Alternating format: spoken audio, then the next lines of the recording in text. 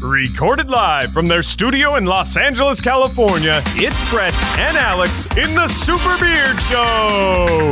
This week, the news, dealing with the concept of putting computers in our heads. And, as always, Patreon presents Fan Q&A. The date is December 2nd, 2022. Support this podcast at patreon.com/superbeardbros. My name is Ted Coonrod. Enjoy the show.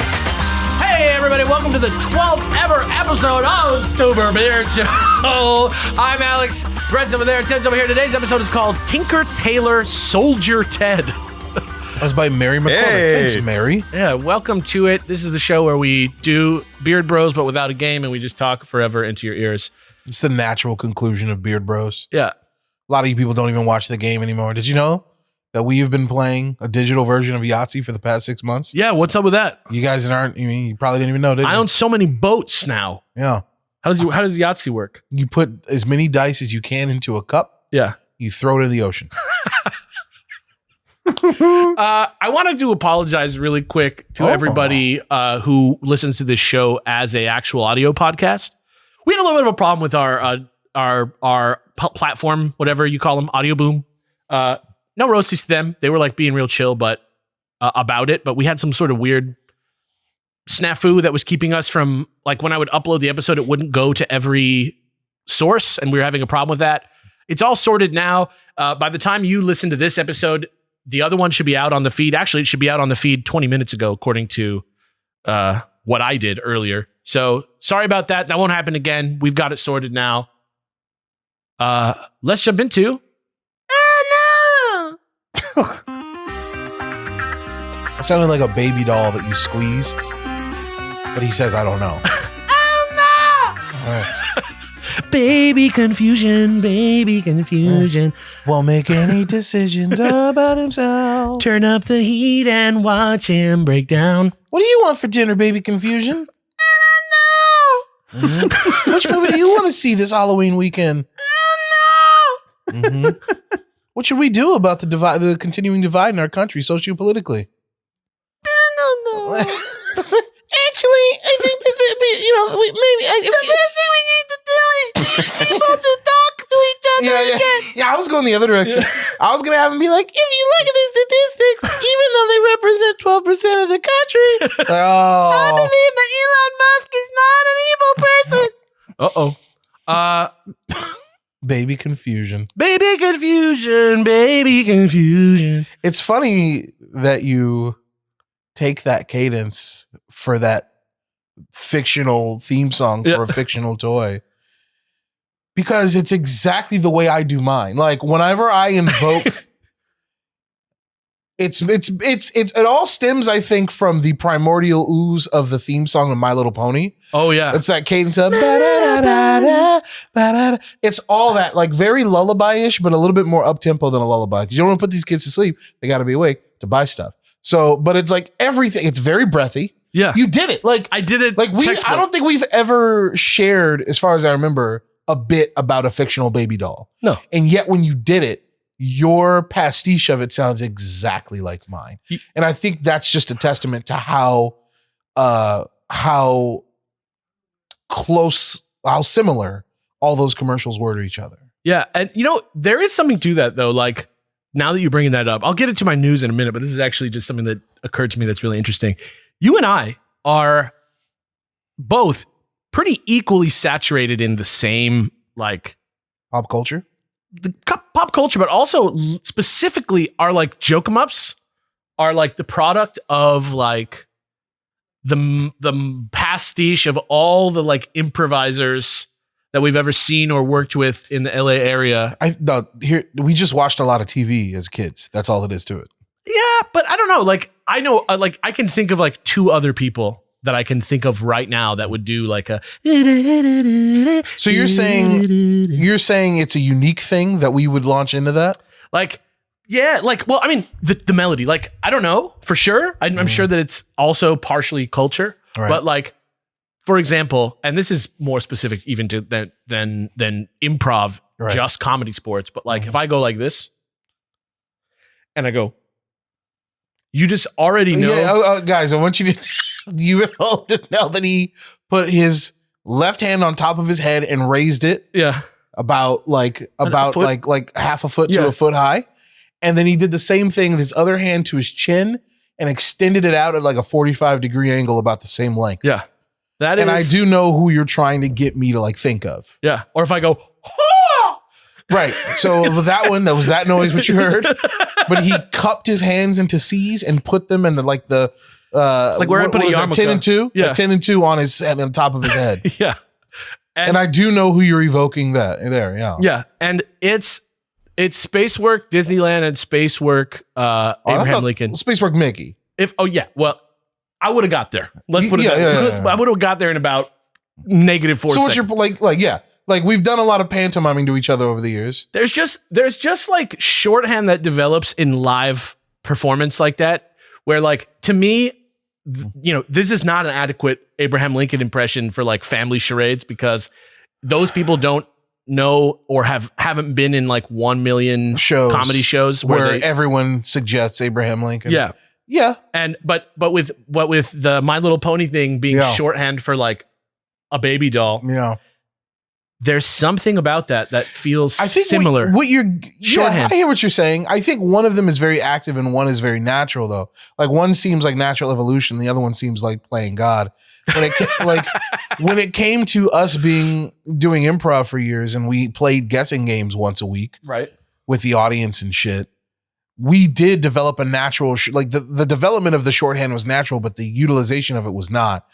Like you said, we'd be like, give us somebody from history. You shout out Abraham Lincoln. And we used to get that so often that eventually, in order to we can't say Abraham Lincoln to each other on stage, but to go out there and get someone to say Abraham Lincoln, we developed all you got to do is what Alex just did. Like we didn't really talk about it. It just sort of exactly. Yeah. It developed naturally, but the usage of it became like, oh, I have to get Alex to say Abraham Lincoln. Yeah. Let me go out and put my hand on top of my head and raise it, and then put my hand on my beard and stick it out. Yeah. And then boom, Abraham Lincoln.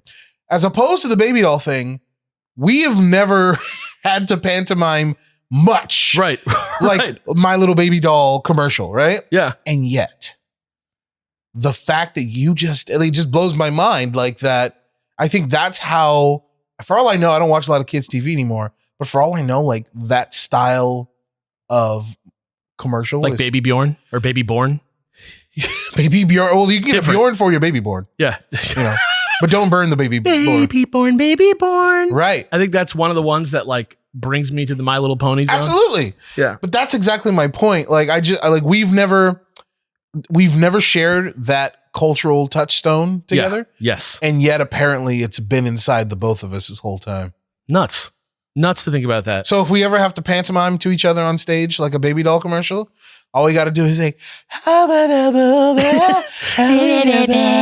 yeah.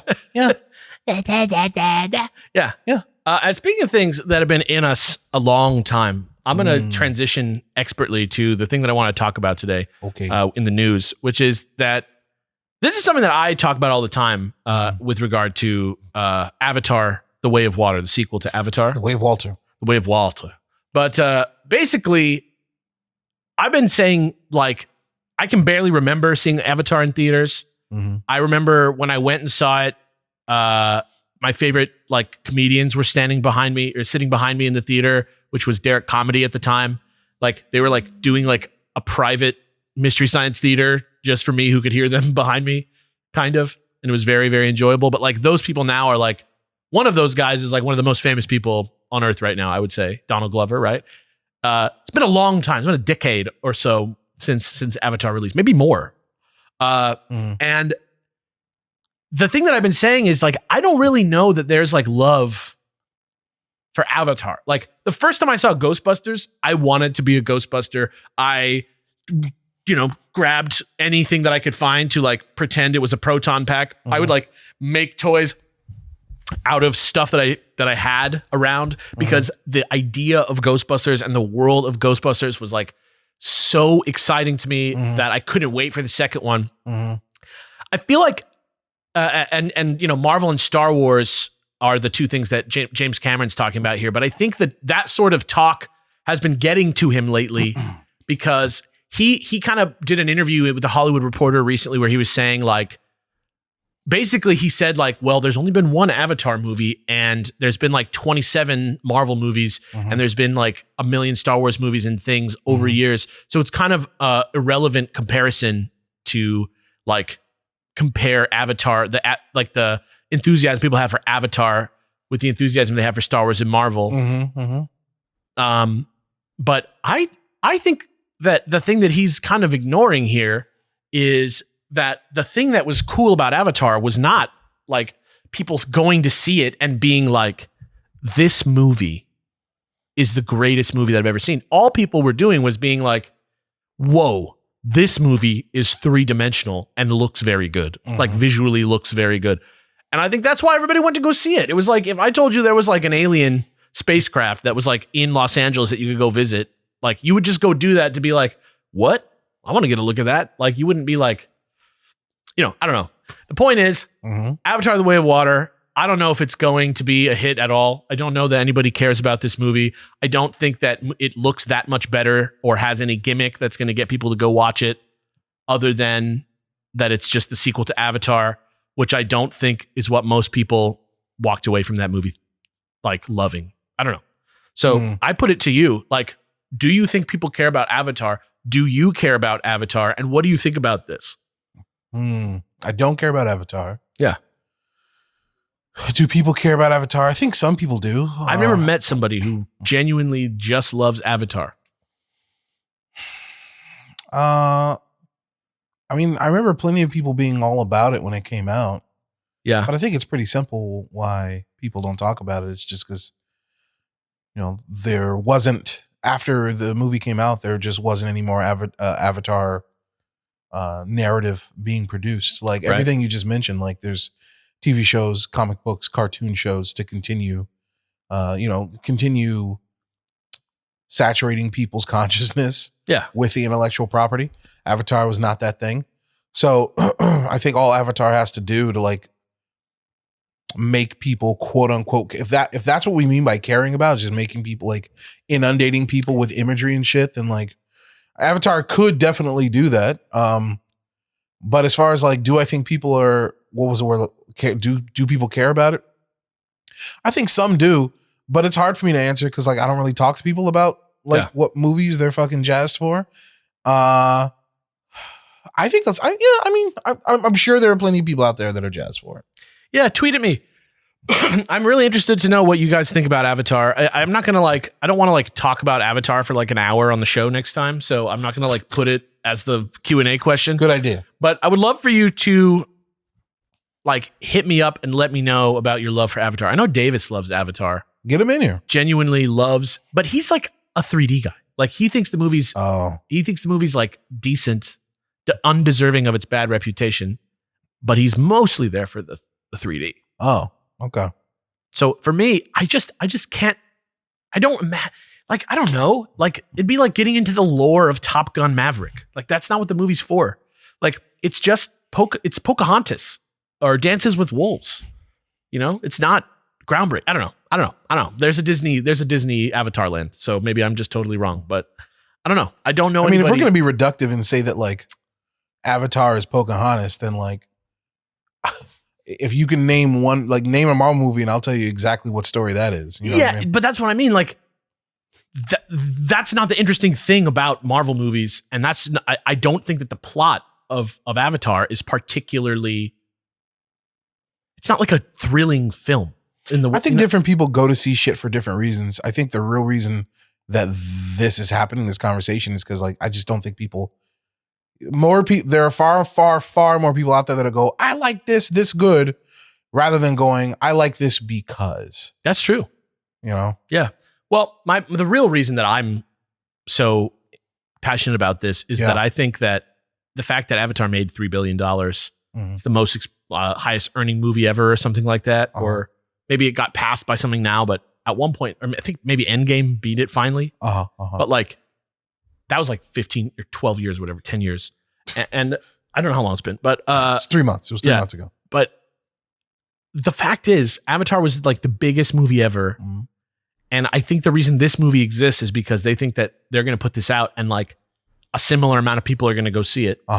And I believe that if in a week or two when this movie comes out, that it turns out to not be a giant runaway hit, it's going to be because nobody gives a shit about the Na'vi or Jake Sully or whatever the fuck his name is.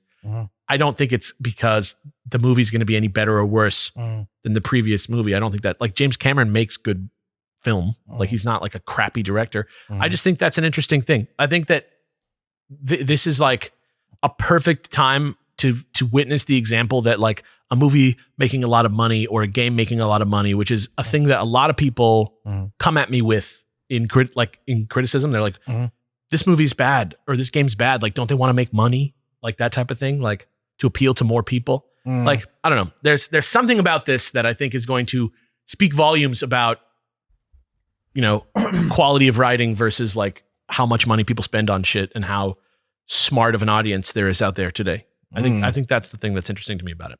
I don't know. But that's me. Okay. Yeah. What do you got? Well, I've been thinking about, I just saw, a headline when read an article about something that tends to fascinate me as subject matter. Apparently, you heard of this thing called Neuralink? I have heard the phrase. I know that it has something to do with monkeys. Oh shit. But I don't know anything. I know it is involves Elon Musk. Yeah, apparently. It's like one of his companies, I guess. Yeah. But Neuralink is, it is cybernetic augmentation designed to interface directly with human, well, ultimately, brains. Like mind-controlled computers? Yeah. Okay. Right? So essentially, physically cutting out a portion of someone's skull to insert computer, like your technology. iPhone goes in your head, basically. Kind of. Yeah, maybe not iPhone, but look, technology, right? Okay. Interlinking technology and human biology in order for a human being, ultimately, to be able to control a certain piece of technology solely with their thoughts. And apparently, within 6 months, they are going to do human trial for the first time. That seems wild. It does, doesn't it? Yes. Like, what's up with the monkeys? What is up with the monkeys? I heard there was a lot of dead monkeys. I mean, constantly, I'm sure. I mean, at Neuralink. Oh, yeah? Yeah. I don't know for sure, but I don't know. I heard a figure about like 3,000 monkeys died in the last 6 months or something like that. Is that a lot of monkeys to die in 6 months? I feel like it would be a lot of monkeys to die in 6 months if there was like a plague out there in the wild and monkeys were dying. I feel like 3,000 monkeys dying in one lab is like wild. I don't know, man. Like, for all I know, like a sentient creature. Like, I don't know. I hate it, but for all I know, people, like, scientists go through monkeys like tissue. I don't know. I'll just say this. I wouldn't put this statistic on, chimpanzee got monkey news. Like, it's not an uplifting. Why don't you go ahead and give me another box of monkeys over there? Can you pass me those monkeys? Don't you hate it when the last two monkeys in the box are stuck together? The duds.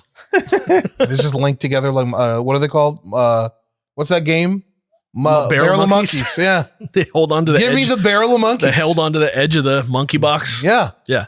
But the reason I brought it up is because what I find fascinating is I think we're starting to see it, man. Like, I know I've talked to Ted about it. I'm pretty sure I talked to you about it, but for years I thought that the next transgressive movement in humanity was going to be transracialism. The next movement that young people would embrace and get into in order to further differentiate and define their senses of identity. There's, a lot of people out there like, you know what? Like, I figured out that I'm a homosexual, or I figured out that I'm not the gender I was assigned at birth. And I thought the next thing was like, I'm Chinese. Real talk. Like, I'm Asian. Dolezal. Yeah, dude. Fascinating story to me, right? Yeah. And I remember having this conversation. I've been having this conversation for years with people, just like asking them what they think about it, because usually the reaction that I get from people is that they don't like it. They hate the idea of it. Are we talking about transhumanism right now or transracialism? Don't jump ahead, but transracialism for sure. Okay, yeah, right? yeah.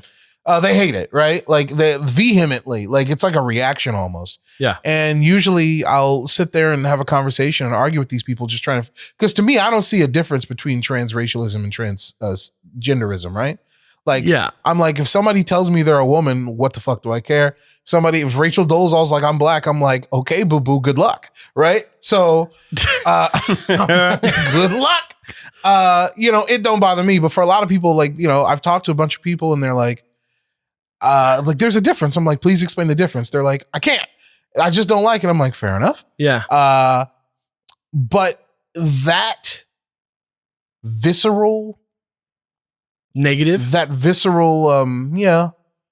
resistance to the idea of transracialism hasn't gone away in a lot of the people that I've talked to. And even online, I read a lot of opinions, if you can even call them that, regarding the subject. People are real touchy when it comes to ethnic crossover and the potential for, what's the fucking phrase? Gentrification? No, not the other one. Cultural appropriation. There it is. Yeah. Right? Real touchy about it, right? Yeah. I get it. I understand. But I think they're so touchy that I think that transracialism, the opportunity for it has passed.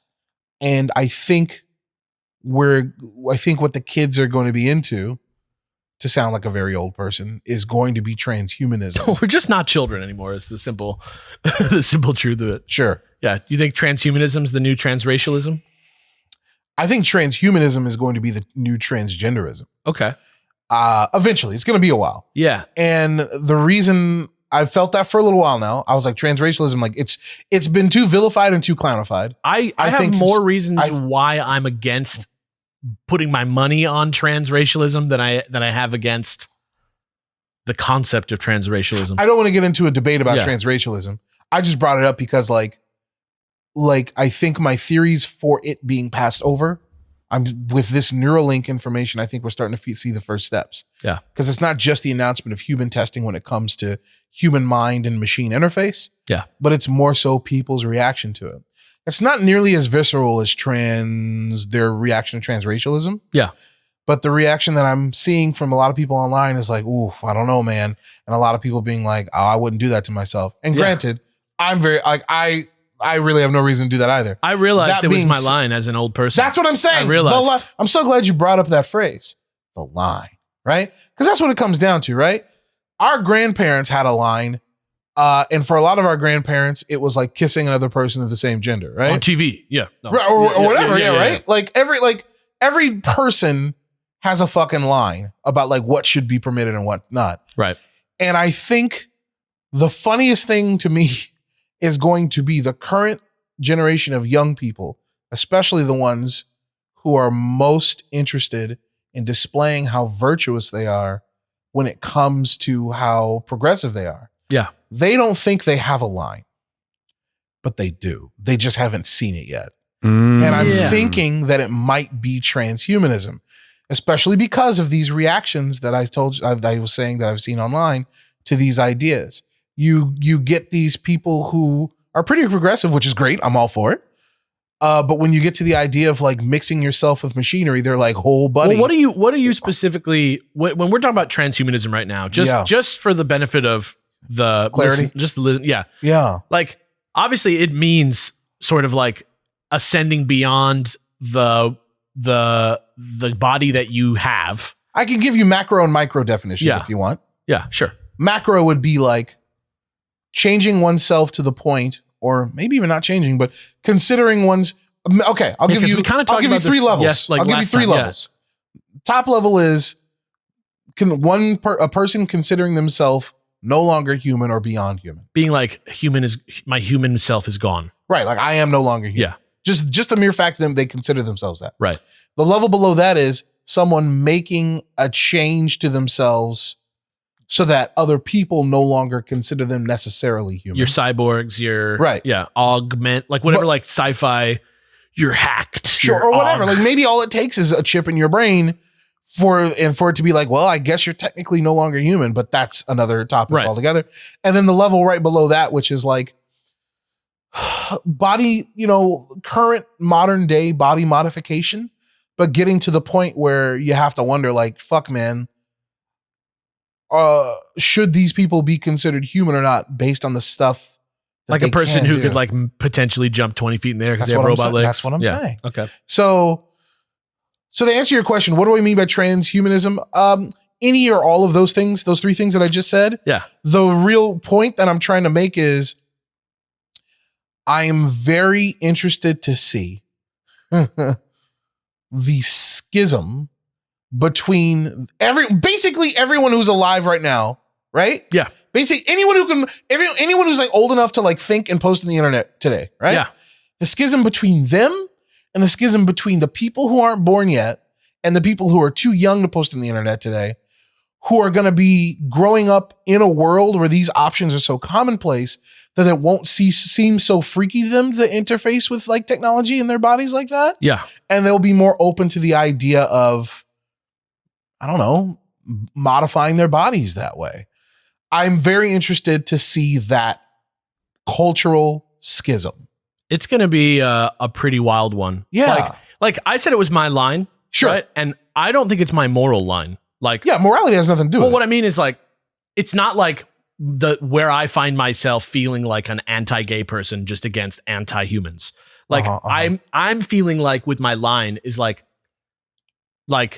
I don't have a single, like I believe that my sexuality is on a spectrum. Right? Sure. I believe that my gender is on a spectrum. Like Sure. I can sort of feel those things and sort of like use those concepts in my mind to sort of broaden my understanding of my life. Mm-hmm.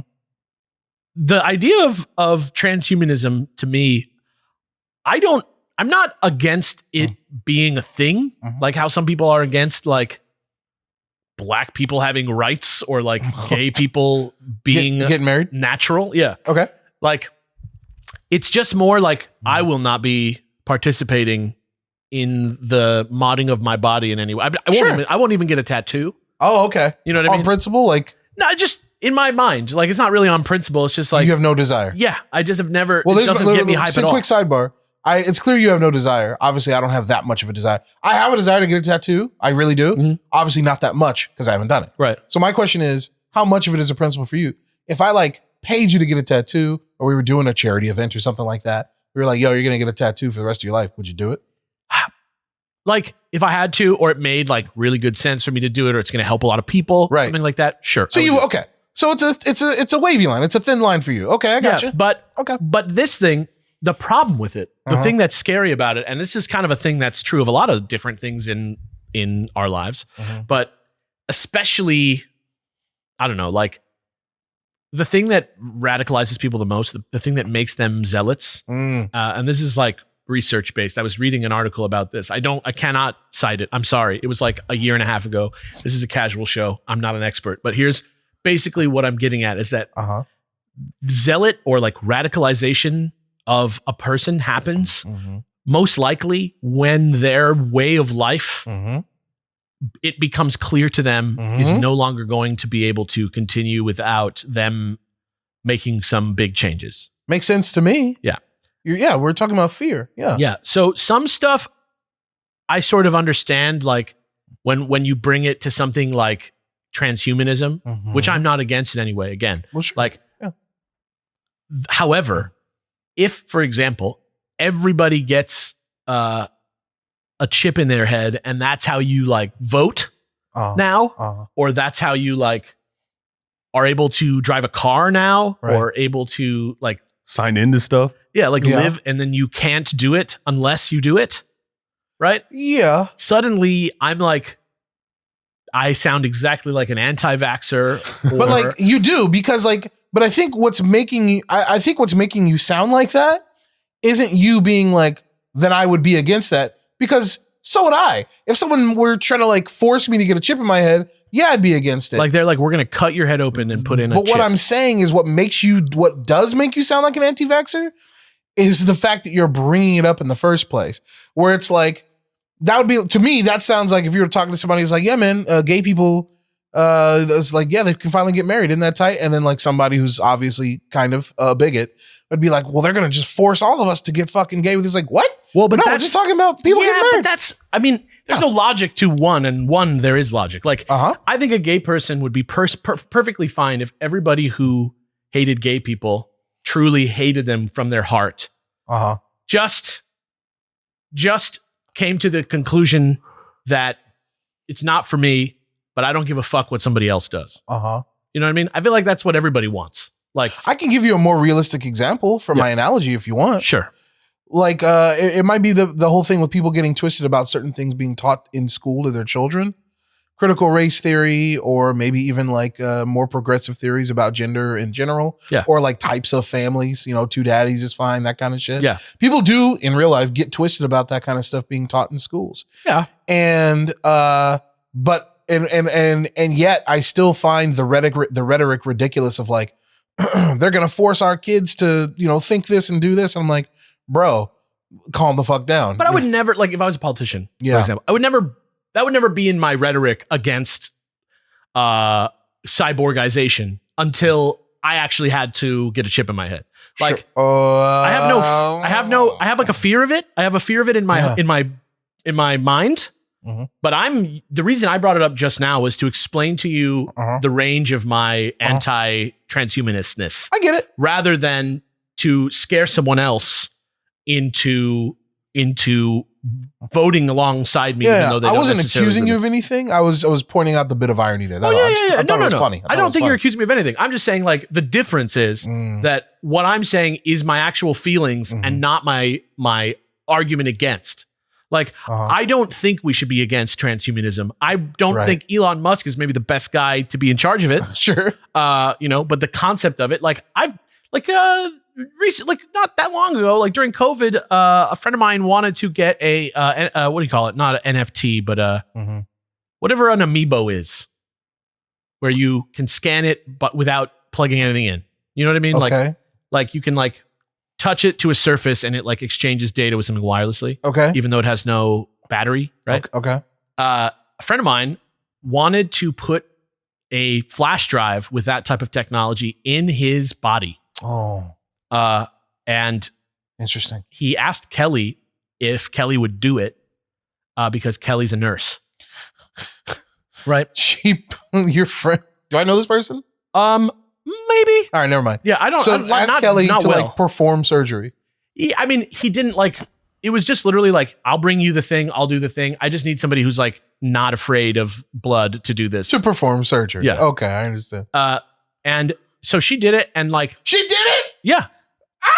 She did it, and he has the thing in his body now. Where? The wrist? Yeah, like somewhere in his hand, something like that. Wow. I didn't look at it because I was too... RFID?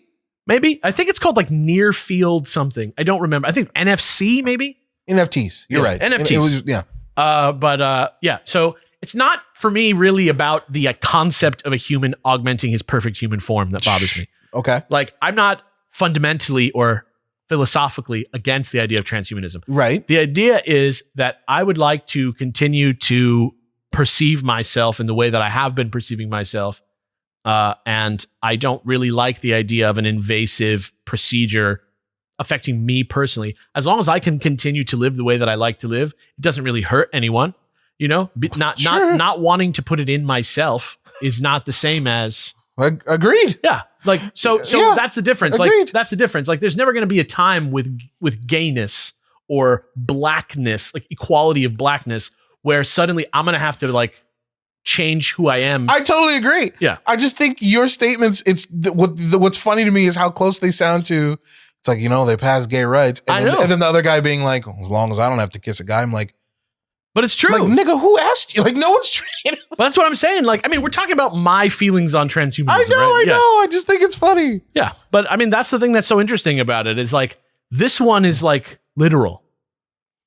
It's not a decision that you make about yourself without anything else. Like being gay, it's like you're gay. Like you came out gay. Like, it's not a choice. You're just gay. Okay. Same thing with your race for the most part, except for Rachel Dolezal, et cetera. Good luck. Yeah. But like you come out, you're black. You don't like decide you're black. You're just black. Right. Can I tell you a quick story? Yeah. It's kind of it's an aside, but I just find it fascinating. I Yeah. was having this conversation with Eddie Quintana and Sarah Parga. This was years ago. The transhumanism talk. transracialism talk. Oh, since we were just talking about it. Yeah. And they started. Eddie's the only person that I kind of. Well, that's not true. But Eddie started on the side when I asked him how he felt about it. That everybody starts on. Anti. Right, which is like, no. And then by the end of the conversation, he was kind of swayed to being like, my side, and my side isn't pro. My side is like, whatever. Yeah, whatever, dude. I don't, what? That's pretty much where I'm at, right? Yeah. And the reason was because he had a compelling story. His grandma, who would like always come to our fucking comedy sports shows when we were in high school. I remember. Great lady. Yeah. Eddie's Mexican. Again, if you guys at home couldn't tell by the last name Quintana, right? His whole family's Mexican. I thought he was from Corellia. Right? Yeah. Thought he was from Coruscant. Turns out she's like not Mexican. Turns out she was adopted and didn't find out till she was in her like mid 50s. Whoa. Okay. But she looks, like how a lot of like Latino people can look lighter skin, darker skin. They run the gamut of shades, right? She's not legally Mexican. No, bro. She's like ethnically has nothing to do with Mexican. Oh, okay. But was raised by, her whole life. And Eddie was like, oh, in the middle of our having that conversation over Korean barbecue, Eddie was like, oh shit, I just realized this does apply to someone I know. And he told me that story about his grandma. And he was like, I guess it would be wrong for me to not tell my grandma that she ain't Mexican at that point. You know what I mean? To like opine that she isn't, or to like reveal to her that she isn't? To opine. Okay, yeah. To be like, sorry, grandma. Yeah. Based on this info. To like give hate speech to your grandma, basically? Less to give hate speech and more to be like, sorry, grandma, you can't use these words or participate in these pieces of culture anymore. Sure. That are like yours. You know what I mean? Yeah. Like, I just wanted to bring that up. It is a possible situation where this is like really a thing that somebody's confronting. Right. Yeah. And the only reason I thought it was fascinating is because like I defy anyone on earth to tell that grandma to her face. I think she's passed, rest her soul. Yeah. To tell her to her face she ain't Mexican, because that's cold shit. Right. You know what I mean? There's no need. Yeah. That's what I'm saying. Yeah. Let the lady fucking eat her fucking shit. Yeah. The difference with this though is that within microchips and stuff like that. Yeah. That shit is branded. That shit is like Musk, Neuralink.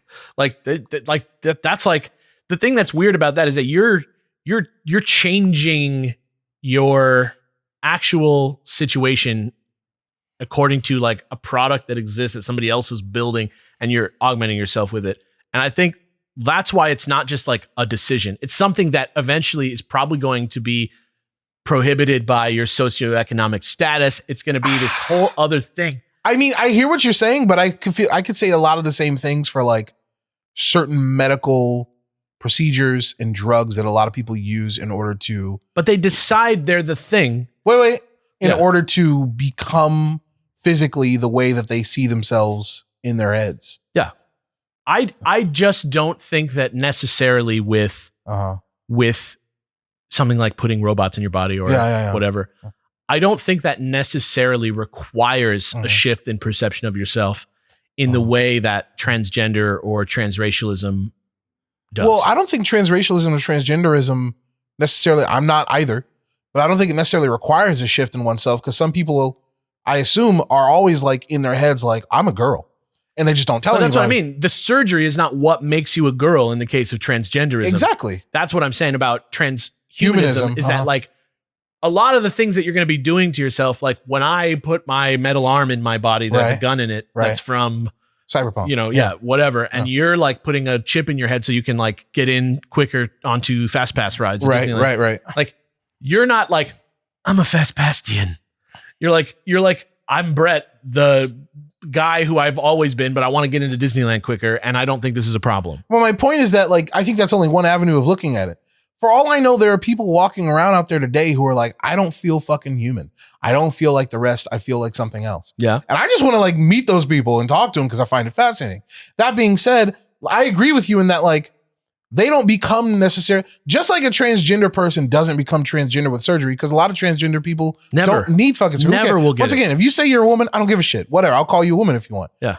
But if someone is like transhuman, if they tell me like, by the way, I don't consider myself human, I'd be like, tight, when are we going to go get some chicken?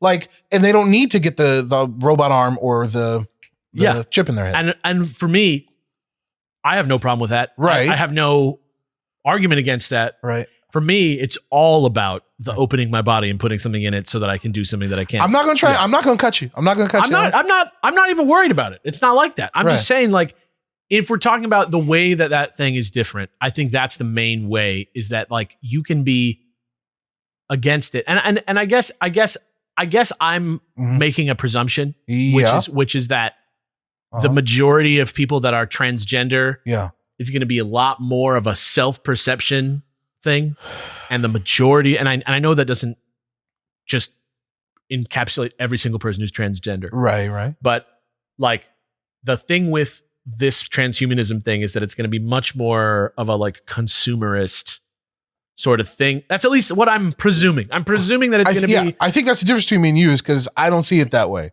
For all I know, like I said, transhumanism as a movement is only going to be helped by this robot shit, but at its core is going to be a movement of people being like, I'm transhuman, and they're not putting anything in their bodies. They're just like, but I'm a something or whatever. Yeah. But if Apple Pay rolls out the new phone and they're like, it's $1,000, right? Or for $1,200, you can also like use your phone without the phone, and we put it in your arm.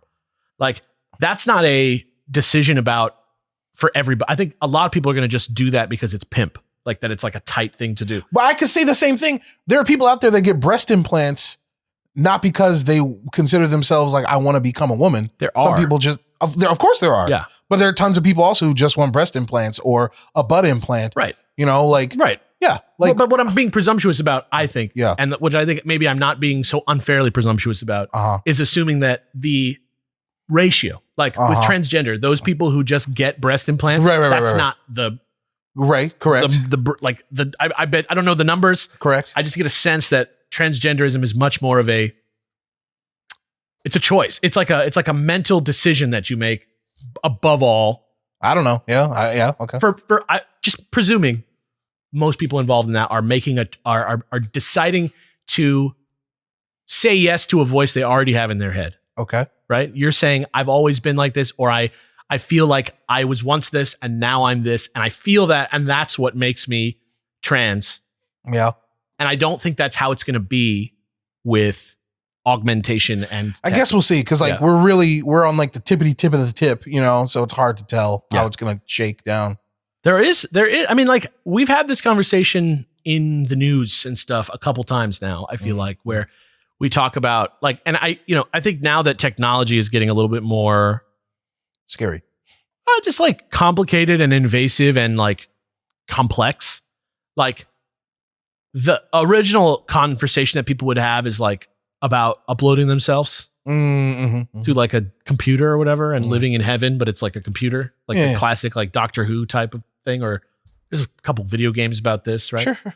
Like now, and we actually talked about that exact thing kind of recently about like how far do you have to go away from being a human to still be a human? Yeah. But this is more, you know, I don't know. Now we're talking about something conceivable where we like understand how it could happen. You know, like the average Joe on the street, not everybody, but people who have some knowledge of tech can kind of conceive of how this could really happen. Yeah, I think the technology and people embracing that technology will predate any sort of culture-wide conversation about transhumanism. Yeah. We will see motherfuckers with iPhones in their heads for, I think, a long time before people start considering themselves transhuman. We already have, you know, like the pre-Iron Man style bodysuits, like the one from, don't fuck away from her. Don't you touch her, you bitch. Like, yeah, we have that type of thing now for real. Right. And that's already like one step towards transhumanism. Maybe. Once people start wearing that all the time instead of like at work, that's you're doing it. Right. Same thing if you are a vet and you get your leg blown off, or you step on a landmine or whatever and you have to remove a limb. Robots are there. You're already that. Like if you have a robot leg, like aren't you a cyborg? Right. Yeah, it's interesting questions. But that's the thing that's interesting is like there's not a lot of people that are I don't think it's a common conversation unless you are deciding to detransition, unless you've made another choice about yourself. Right? Like, because plenty of people do that. And I think, that's a thing that doesn't get talked about a lot with the trans gender experience and stuff like that, is the people that are still trans, but they've now gone one way and now are coming back the other way. Oh, I've never met someone like that. Interesting. Yeah. It's just something that doesn't get talked about a lot. And interesting. And it doesn't, because I think in general, the opinion of detransitioning people among trans people is like good and sympathetic. Okay. So it's not like this like colorism type debate that's going on in trans. Yeah, man, it's your body. Do what the fuck you want, right? Yeah. But with the tech thing, with the transhumanist thing, I think there's going to be a lot of people who do it, go through with it, have it, and are like, I'm nothing but a human. Agreed. Yeah. Like, I don't think most transgender people, I think definitively you're not really trying to be transgender if you're saying, I'm a male. I've always been a male. I'm still a male. I have not had any doubt about that my whole life, and yet I'm changing my body to look female. I don't think there's a lot of people who are doing that. Some people do that. Like, I'm sure they do, but I'm saying I don't think that's a common type of person who goes through like transition, who's like, I'm still just not changing my gender. I guess. Yeah. And I don't know. I feel like with this, there's going to be a lot of that. I feel like with like putting a microchip in your head, people are going to be like, I'm just me. Yeah. And I know that's a thing that trans people have trouble with also, is just getting people to understand, I'm different, but I'm still myself. But in this case, I don't know. There's no change in identity. You're trying to not change your identity. I don't know. There could be. I think you're doing a lot of speculation. Understandably, we're talking about some real future shit here. That being said, like, I think all the things that you're saying are technically true. Like, it could turn out that way, but we'll just have to see how it shakes down, because when it comes to like trying to surmise future people's senses of identity, that's extremely hard to do. Yeah. Not to mention that the information that I'm basing my talk about trans people on in general, I'm not an authority on that in any way. Like, I don't know. Not every trans person's experience is the same. I don't think that even people who are deep in transition are all having the same experience, but I'm sort of more talking about the fundamentals of what is happening and why it's happening as far as I can see. And I think that those are going to be the differences in terms of like, if I'm trying to be a futurist and like look at how society is, that's just my gut feeling. Well, the only reason I brought it up is the thing that I thought was interesting, wasn't transgenderism or transracialism even, but more so not even transhumanism. It's really about that line that you mentioned. I find it fascinating seeing the line develop that will be tested. A line was established. Well, I saw a line when it came to transracialism, right? Like, transracialism got brought up very briefly, and then a bunch of people were like, ew, no. And so boom, there's a line in the sand. Yeah. And then that didn't really get tested. But I think the line of, even if we completely ignore the name of transhumanism, the line of people inserting tech into their bodies willingly, the line has been made. Like, there's tons of people out there already who are like, ew, no. And yet, I think it will be tested way more. You know what I mean? I think people are going to have to come up against it more. So witnessing people do that to themselves. You're also going to feel forced to do this, I think, at points more so. Like, I can't imagine somebody anti-gay ever feeling outside pressure to be gay. I mean, I don't want to unwrap that. I don't want to unwrap it because we'll just get back into it. But like, all I'll say is the concept of like, they do feel that way. The concept of erroneously, but that's what I mean. Like, nobody's ever going to actually force someone to be gay. That's impossible. But like, if you need to get a chip in your body, if the government's like, you can't live in this country unless you get a chip in your body. Yeah. Right? That's a different situation. That could happen. Sure. Yeah. Sure. I don't know. That's the thing that's weird about it to me. There is a difference. Sure, I guess. Yeah. I think. Because you really do. Yeah, but I just feel like you're making up a scenario. Yeah, you're right. Yeah, that could happen, and it is different. I'm just saying it's fundamental. In gayness, it's a choice in your brain that not a choice, but like a thing intrinsically without doing anything. There's nothing that makes you gay. I think we're making a false equivalency here. I'm not trying to equate being gay to getting a chip. The equivalency would be being gay to being transhuman. The equivalency would be getting a chip to like, I don't fucking know. Like men. To like kissing a dude. Yeah. Right. Yeah. That's an equivalency. That's what I'm saying. Like you're never going to act, you're like with a microchip. This is the difference to me. Mhm. And now that you said that, I think you're helping me articulate a little better. Okay. If a chip goes in your head, a chip is in your head. Yeah. There is no power on earth that somebody who is like, I am cis. I like the opposite sex. I have no attraction towards men. There's no like room that you can go in and then you come out and you're gay. Have you seen Tom Hardy? Hey, listen, that's a totally like being gay a little bit. Have you seen Idris Elba? That's what I'm saying. That's different. These are attractive men. I agree. Go in their rooms and come out straight. I mean, look, I wouldn't say I'm hardcore straight, no men attracted at all. Mm. Right? Mm. There But- are people like that. I mean, there's plenty. I'm one of them. I'm telling you right now. Sure. I want to have sex with Tom Hardy. I would. No, I mean like dudes that are like, I have zero attraction to any man. Right. And there's nothing that's going to happen if they're telling the truth. If they're genuinely telling the truth to themselves, there's no like procedure that you can go through where against your wishes, you're going to be gay on the other side after. The reason I feel like that's still a false equivalency is because like, even if they forced a chip in you, they wouldn't be able to make you consider yourself transhuman. Right. But that's, I mean, like, I guess that's like kind of like being like down on the down low.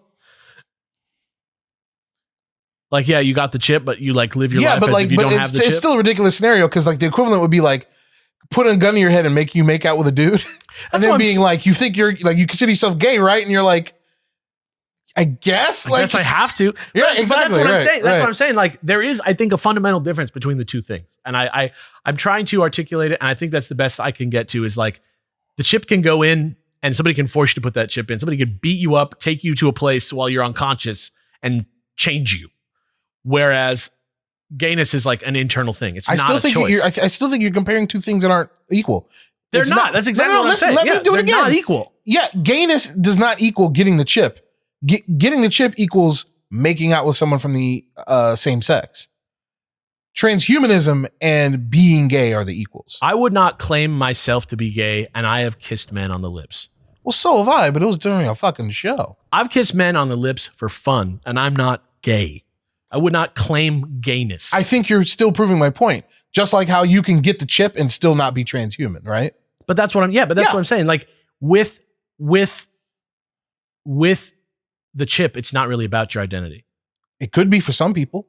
It could be for some people. Yes. Right. I agree. Right. But like that's kind of what I'm saying. Though. Okay. It sounds like we're on the same page. I think the difference is that where I think the large majority of people who are gay or something like that. Yeah. It's about just believing that you are, knowing that you are, being gay. All right. And with transhumanism, I think it's going to be a lot more about whether or not you have actual maybe augmentations. I'm more interested in the people who are going to consider themselves transhuman, regardless of what they've done to themselves. Maybe nothing. Well, let me put it out there. Yeah. There's plenty of people who don't see themselves as human right now. I want to talk to them. Well, like, okay, for example, I know people who are like, I'm a dog person. I'm a dog. Or you know what I mean? I don't want to talk to him. But that's what I'm saying. Like, I'm not a human. I don't want to talk to him. That's what I'm saying. Like, what's the difference? The difference is I'm thinking more like the people that are like those extreme body modification people. Yeah. I just want to talk to that like a person. tiger man. Yeah. Yeah. But like, I don't want to be like, I don't want to talk to a person who's like, I am a tiger. I want to talk to somebody who's like,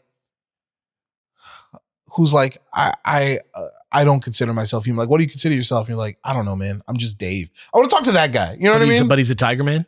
No, not necessarily. Okay. Like, I just want to talk to somebody who, I guess what I'm saying is I want to talk to somebody who thinks of them, who thinks of being human the way that I think of being a man or being black, which is, or like a fucking Democrat or whatever, which is like, should you consider yourself this ism? And I'm like, I guess, dude, just if you want to get to know me, You're like looking for like a no labels person who just genuinely doesn't see themselves as human. Yeah. Just to like pick their brain a bit. Yeah. But I mean, I don't know. Like, is it like, that different to be like a furry or a wiry or whatever, or like a chippy? I don't know. Cybery? Yeah.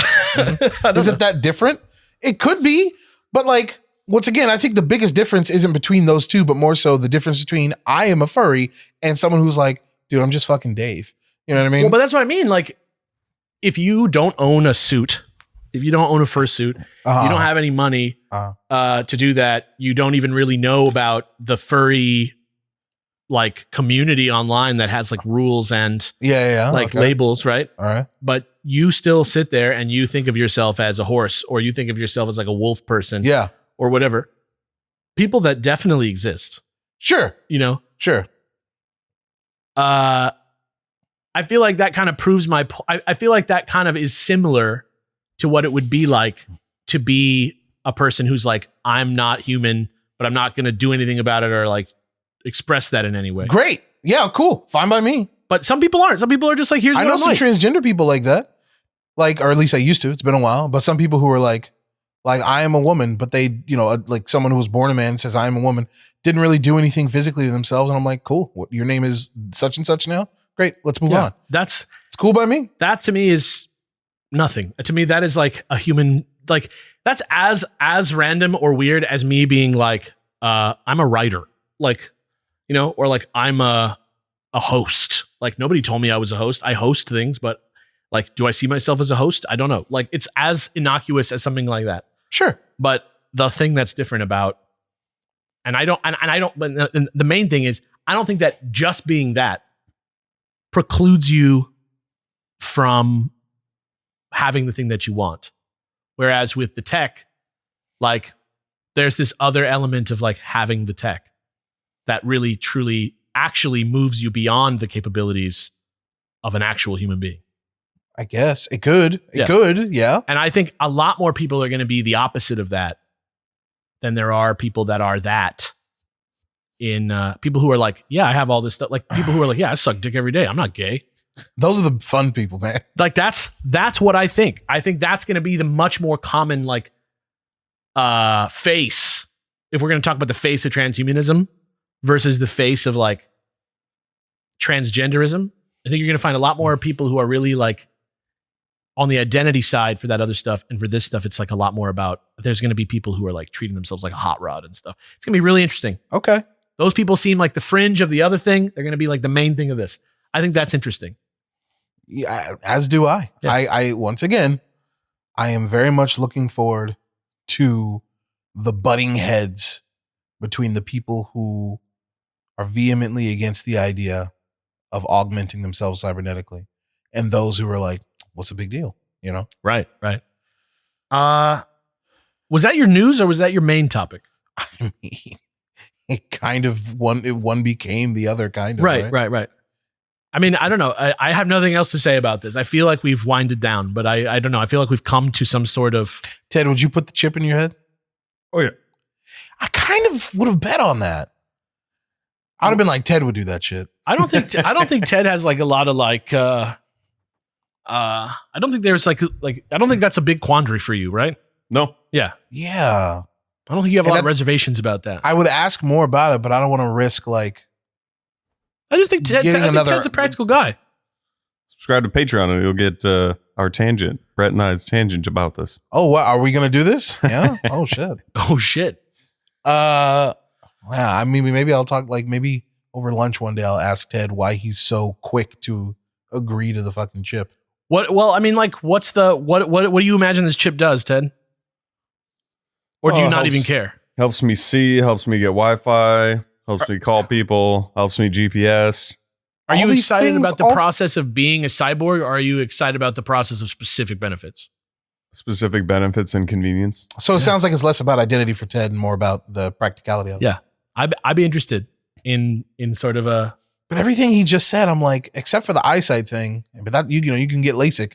My phone does like, do I really need to access my GPS that fast? You know what I mean? Yeah. Another question is it that much different to have somebody cut you up and do some shit and then leave it how it was, or leave something in there? Like, what do you mean? Like, okay. Like, for example, let's say I have like a bone spur in my shit and I want it gone.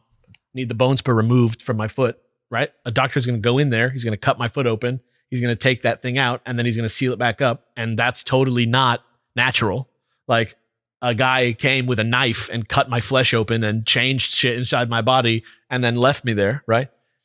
I think we're being a bit reductionist. Well, I'm just saying, like, is there really a difference in terms of like keeping your humanness intact between somebody opening you up and not leaving something in there and somebody opening you up and leaving something in there?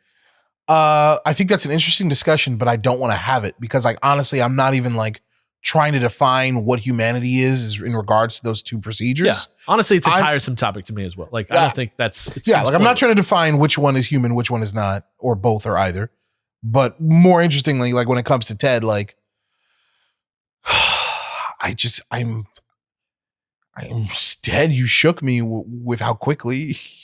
Granted, we have been talking about this for an hour, so maybe Ted's been thinking about it. I think he's just practically minded. Like if I was like, hey, you want to take this pill that could get you to jump to the top of this building?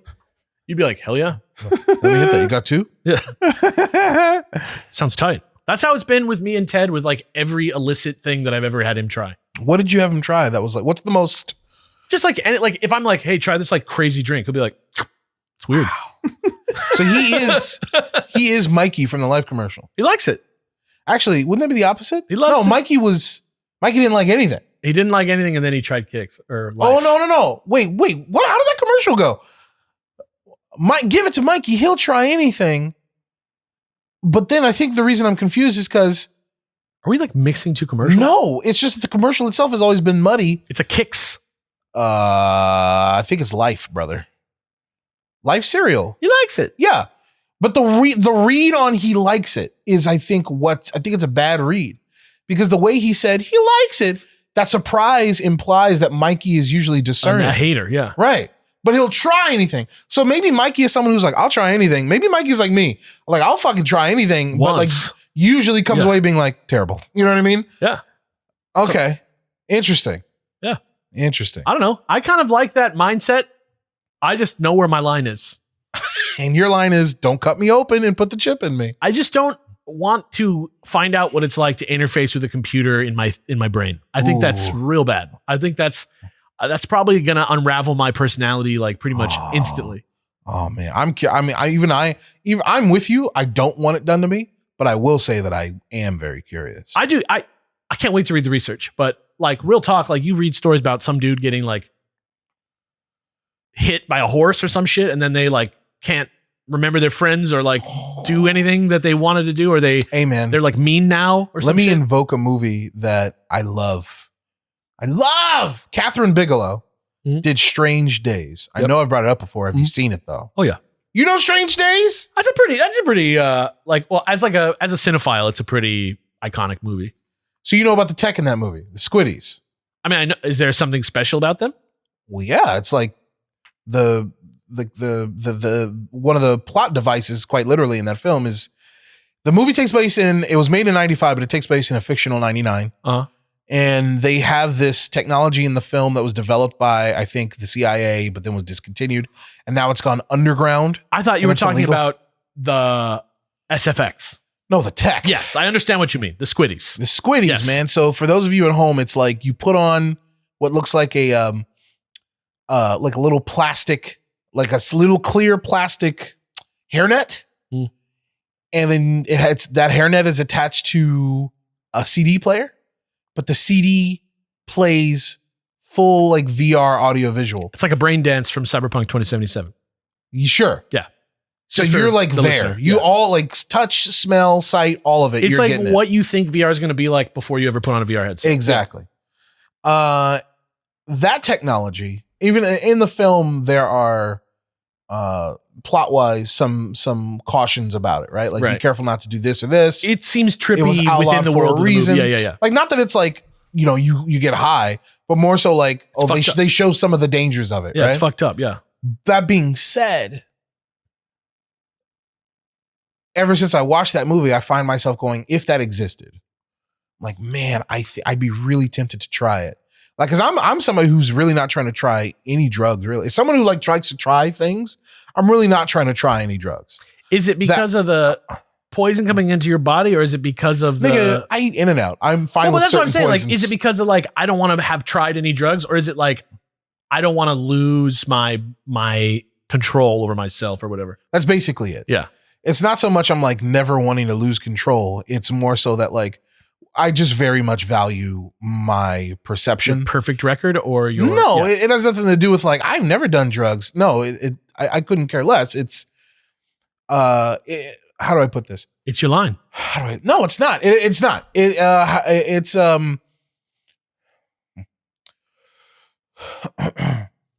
I fucking love science. Yeah. Right.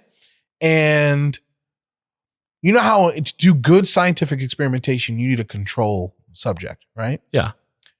You need something that like you need something that is as what's what I'm looking for? It's isolated as much as possible so that when you compare it to the stuff that has been augmented, you can easily track the differences between the two with as little variable as possible, right?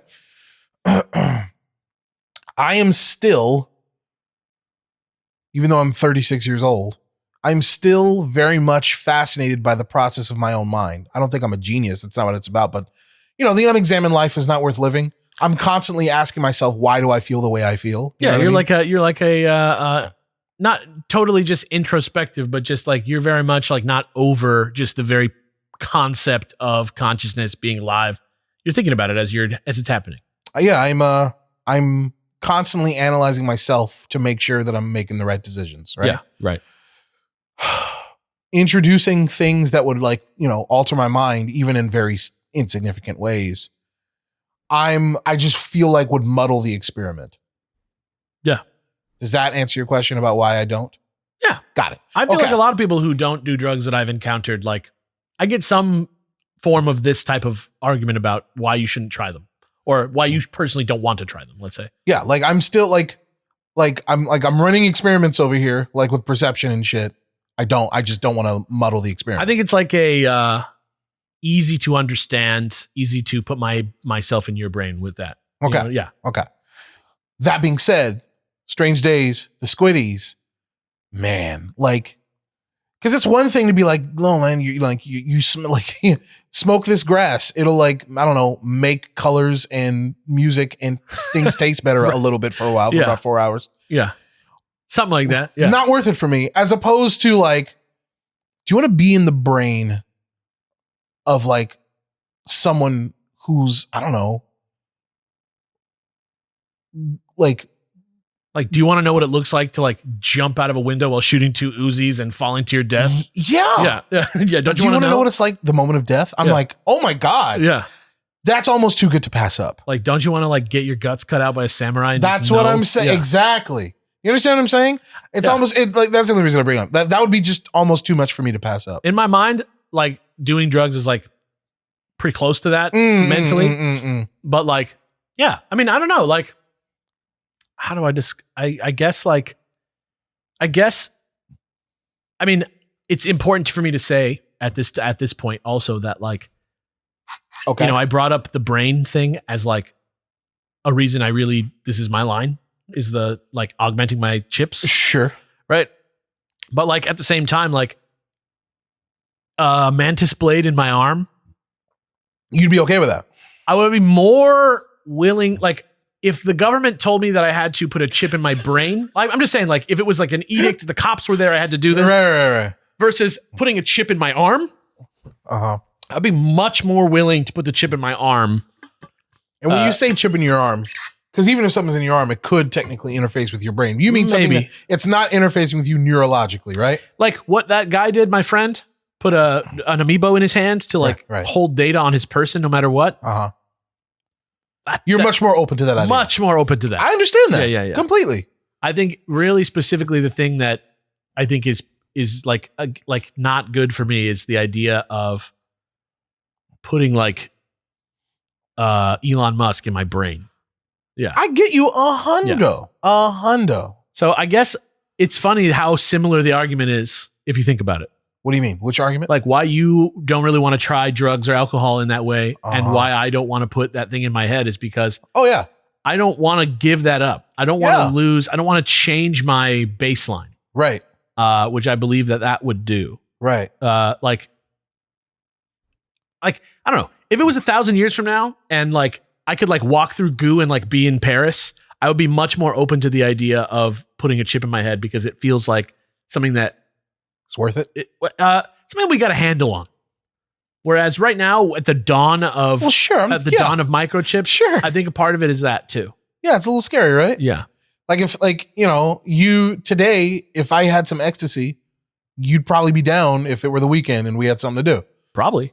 But if your friend was like, hey man, I just made this up. I just cooked this in my fucking kitchen. You'd be like, it's called Alex's Jam. I'd be like, I don't know. You know what I mean? Yeah, exactly. But somebody tried fucking MDMA for the first time. You know what I mean? That's the thing that blows. Somebody like squeezed the shit out of a toad's back. Right. Dried it out on glass and then was like, guess I'm gonna smoke this. Yeah. Like first somebody did that like in the bush back in the day. Right. And then a scientist found out about that and was like, I can make this I'm gonna do more potent. Well, he was like, I guess this is what they do in a lab, like just to find out. It's crazy. Yeah. That's crazy. That's everybody's God bless the pioneers, I guess is what I'm saying. Yeah, that's true. And someone's gonna do it, man. Someone's gonna be the pioneer that gets the chip in their brain. Someone's gonna be the first one to get mantis blades in their arms. That's like I'm fascinated by that stuff. Once again, the whole fucking carnival around should these young athletes, what league should they be allowed to play in based on the transgenderism stuff? Mm-hmm.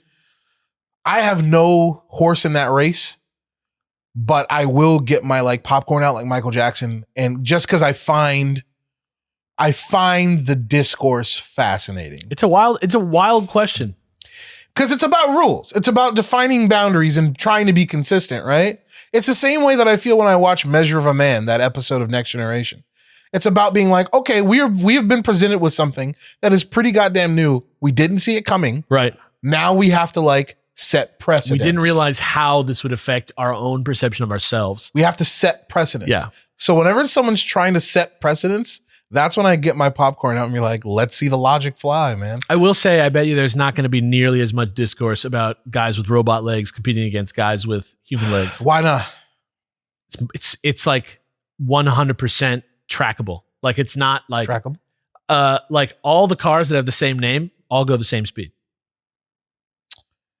But like even if two guys, if like me and my PS5 is not going to like have better graphics than yours. But if me and Ted both got the same brand robo legs, we wouldn't be running the same speed. I'm pretty sure Ted would still beat me. Unless I can look at the thing and maybe, in the instruction manual for Brett to have him, I turn up the power a little bit to compensate and make it equal.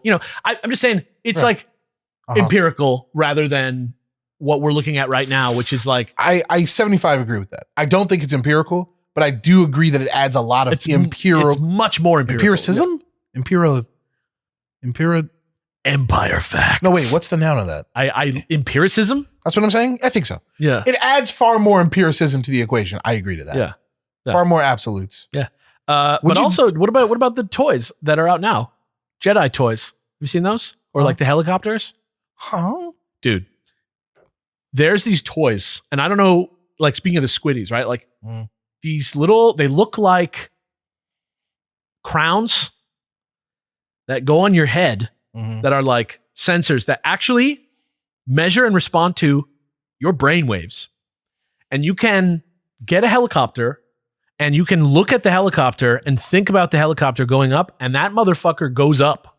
I'd be interested just to like. You can go buy that at Toys R Us for like not a lot of money. Like $50 or something. You're about to say a price and you were like, for not a lot. I don't know how much it costs. Somebody's gonna like chime in and be like, it's $29.99. I don't know. Two things. Number one, I would love to just talk to somebody who like makes those and will tell me like, here's how it works. And secondly, I find that a lot less interesting and a lot less intimidating because I feel like that is a full output device. You're like, it's not invasive? Not even invasive. It's like, because you could have an invasive thing like your friend who got the thing. It's like, it's not interfacing with him. It's just inside him. That's what it feels like the helicopter thing is, where it's like, it is just reading you. It is not feeding back into you. Right. It's not, which makes ingraining itself into your brain. Yeah. Yeah. It's not giving you info.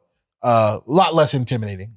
You know what I mean? It still has this like scariness to it to me, but it's definitely like I've used one. Like you look at it and then when you're not paying attention to it, that shit just falls right out of the sky. It's crazy. I really want to play with it. Let's go can we get one? We totally can. Can we put it on the budget? I think we've bought things that are 3 or 4 times more expensive than this.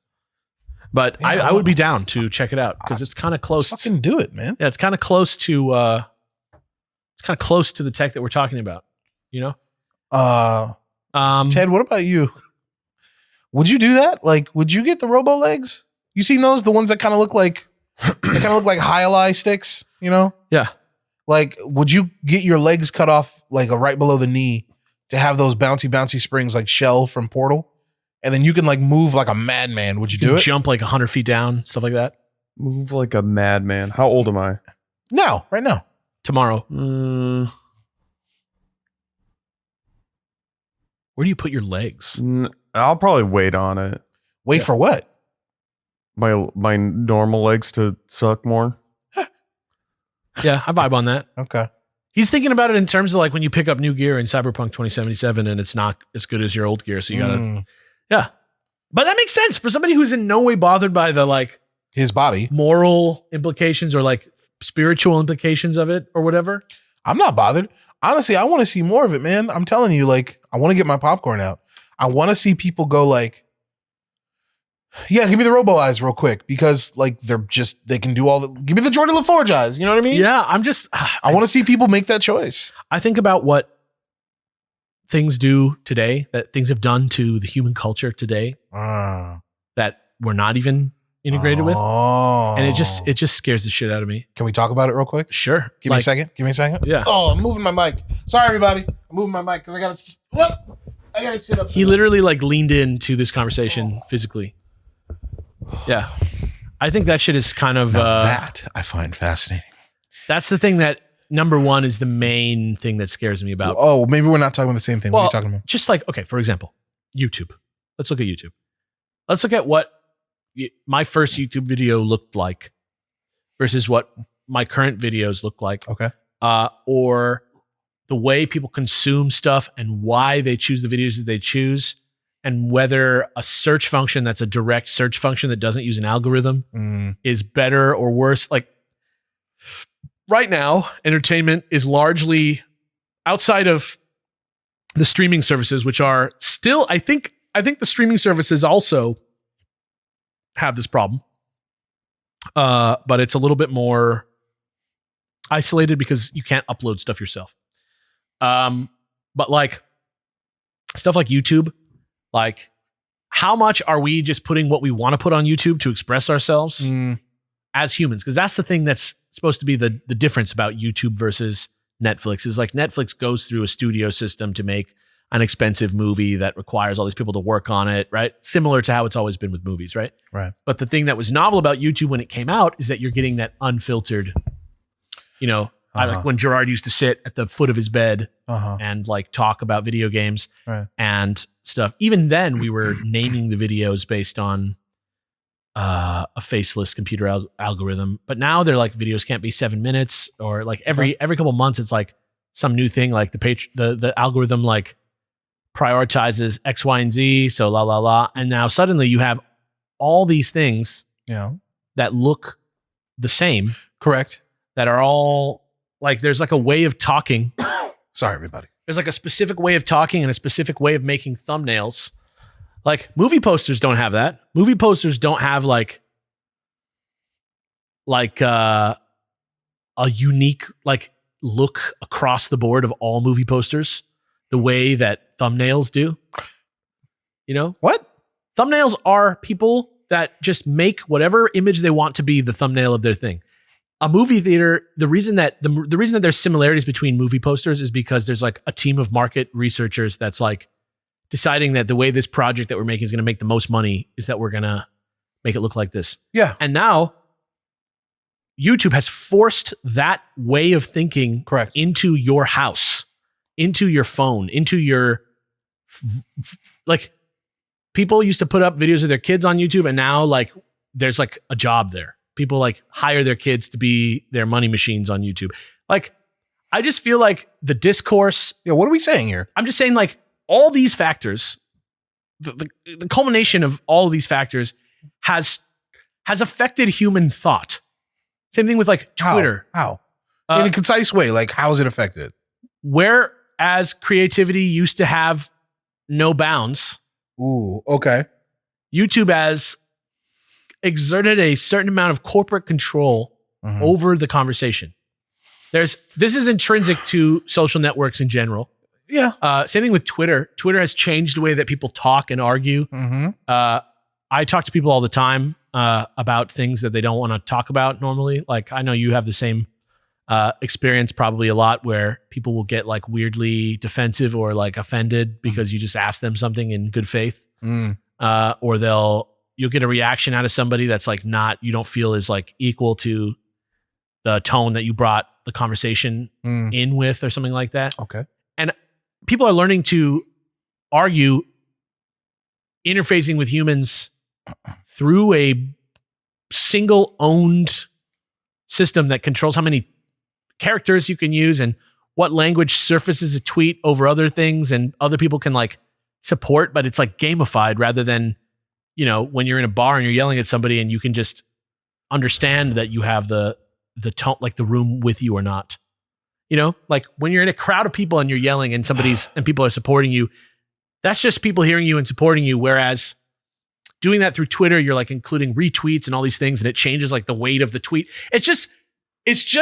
I'm trying to follow you. I'm trying to get to like what is like the nugget here of the point you're making. The nugget is that a software engineer can now control the way that the world argues. A software engineer can now control what videos people are making to talk to each other in a way where you're not going through the credentials and like teachers and experts to learn how to do things properly. You're just basically playing a boring MMO where instead of getting experience points, you get fame. I think I agree with just about everything you said. However, I do think it's important to add the context of that this isn't new. It's just like the latest shade of it. Yeah, I will agree that like the YouTube and the Twitter and the online culture has definitely. I don't think so. I think it's just the latest fucking clothes. I think it has definitely shaped and continues to shape how we communicate. And I think that that's just always been the case, whether through all kinds of media, like newspaper. Yeah. Like newspaper changes the way people communicate. The advent of the golden age of cinema changed the way that people communicate and like aspire to do things.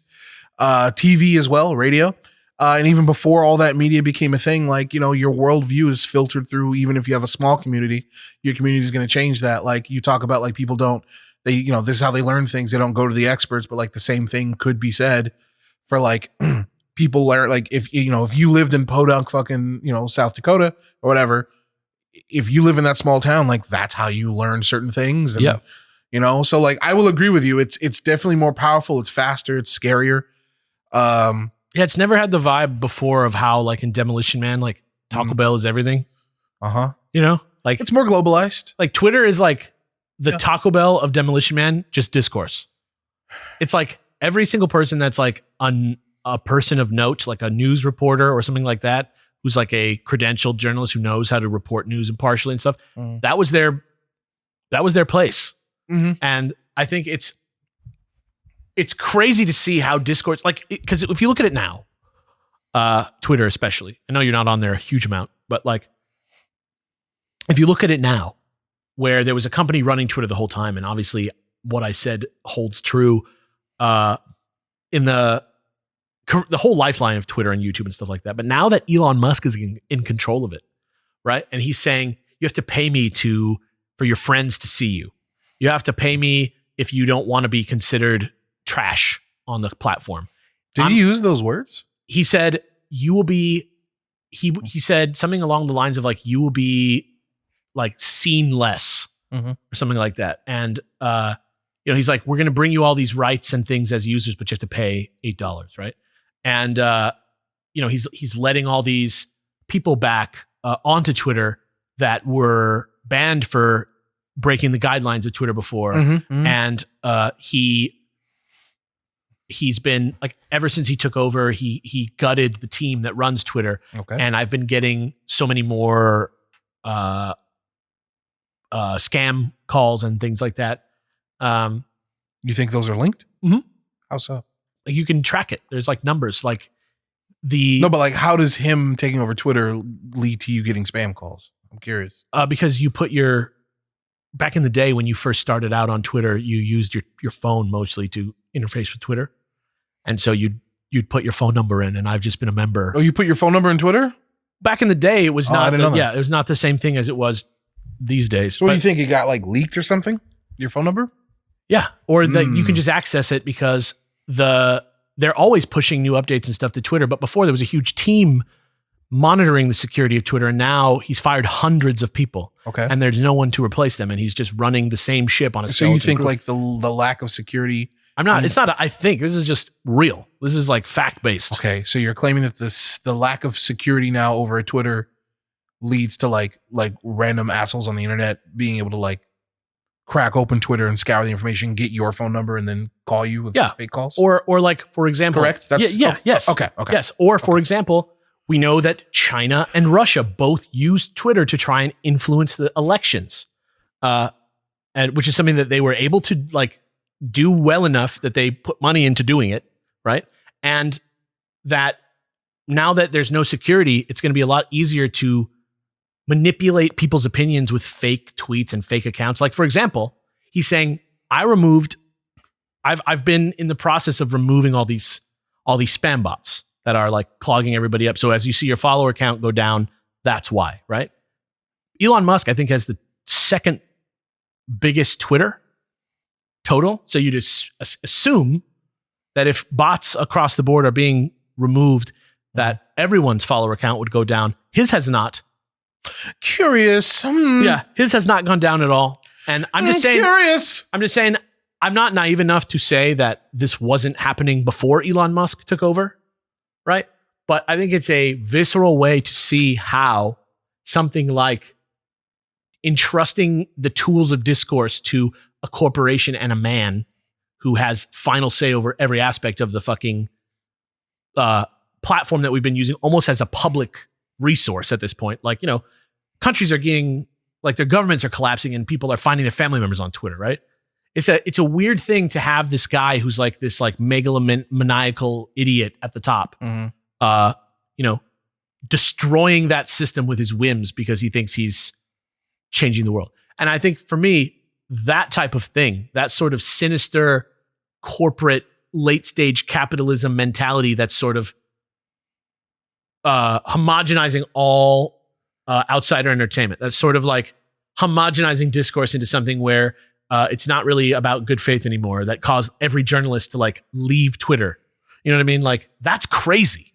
That's an insane amount of control for like such a small, like even with newspaper, like you were saying before, right? Like newspaper, it's like, it's not new, right? Newspapers have been around forever. Even with newspapers, you know how many different newspapers there were? Yeah. Yeah. Like there wasn't like the one newspaper. That's what it is now. That'd be like if one guy controlled all the newspapers. I think that's unfortunate. Yeah. I think anybody treating Twitter as the place, like, I think you're already losing. But once you can, well, I mean, it is the place. Like there's no question of that. That's like gross. It is the biggest place. Like it is the town forum. Like Gross. That's where discourse happens across the world because you literally can't speak to people in England, right? Like not like you can't like broadcast a message to people across the planet in any other way where you know everybody's going to be there to see it. I can't. Yeah, I hear what you're saying. So for me, That's like, hard. yeah, Okay. like the idea that somebody like that could be in charge of like something that interfaces with my brain directly, like, Is that how we got? yeah, it is. That's what I'm saying. Like, we're in that reality now for real, unequivocally. That's what's happening, right? Like, that's just factually what's happening at Twitter. And this is the same guy, literally, that owns the head chip company that's killing all the monkeys. It's literally the same guy. Yeah. So if you put a chip in your head and suddenly you want McDonald's, how do you know that you want McDonald's? Yeah, man. I agree. That's why I wouldn't put the chip in my head. Yeah. It's not that. It's just, it's an interesting sort of way to think about how much control over ourselves we're giving to like people that just want to make money off you. That's all. I think the same thing could be asked for anyone that treats Twitter with such reverence. You know, It's not about reverence. It's just about the brass tacks, like there is not another social network that people can go on to find their family when a city gets attacked. You know, that's just what Twitter is. Twitter is the one that's big enough. Isn't there? Can't depends on what they use. Like, okay, like if you go to a city and you all and a bomb goes off and like wipes out everything, were you all already on alternative social network Hive? Facebook? Yeah. Or you all like Facebook sucks. Facebook already people left because of the same reason. Well, sure, but like, I mean, you talk about how like this is the only place where you can like find all your people, but like I guess I'm just convinced that there are probably alternatives per person, you know? Per person, yeah, but I'm just talking about we're looking at the largest number, the biggest town square. I feel you. By far, it's Twitter. Yeah. I agree to that. Yeah. That being said, I just don't want to go there, you know? It's not tight, but it's, you know, I mean, like, I don't love the subway, but sometimes I got to get on there if I want to go to fucking downtown. You know what I mean? Like, it's just what it is. Like, if I want to promote something to a large amount of people, I'm going to do it on Twitter. Kelly, for example, her sales disappeared off her Etsy because she, like, nobody's on Twitter anymore to see her ads. No, I gotta go somewhere. It's unfortunate. Yeah, I gotta go somewhere else. Yeah, you know? It's just that's gone now because somebody decided to disrupt it. It's just wild. Yeah, that's really all I got. You want to go to fan Q&A? I don't know. Sure, let's go to fan Q&A.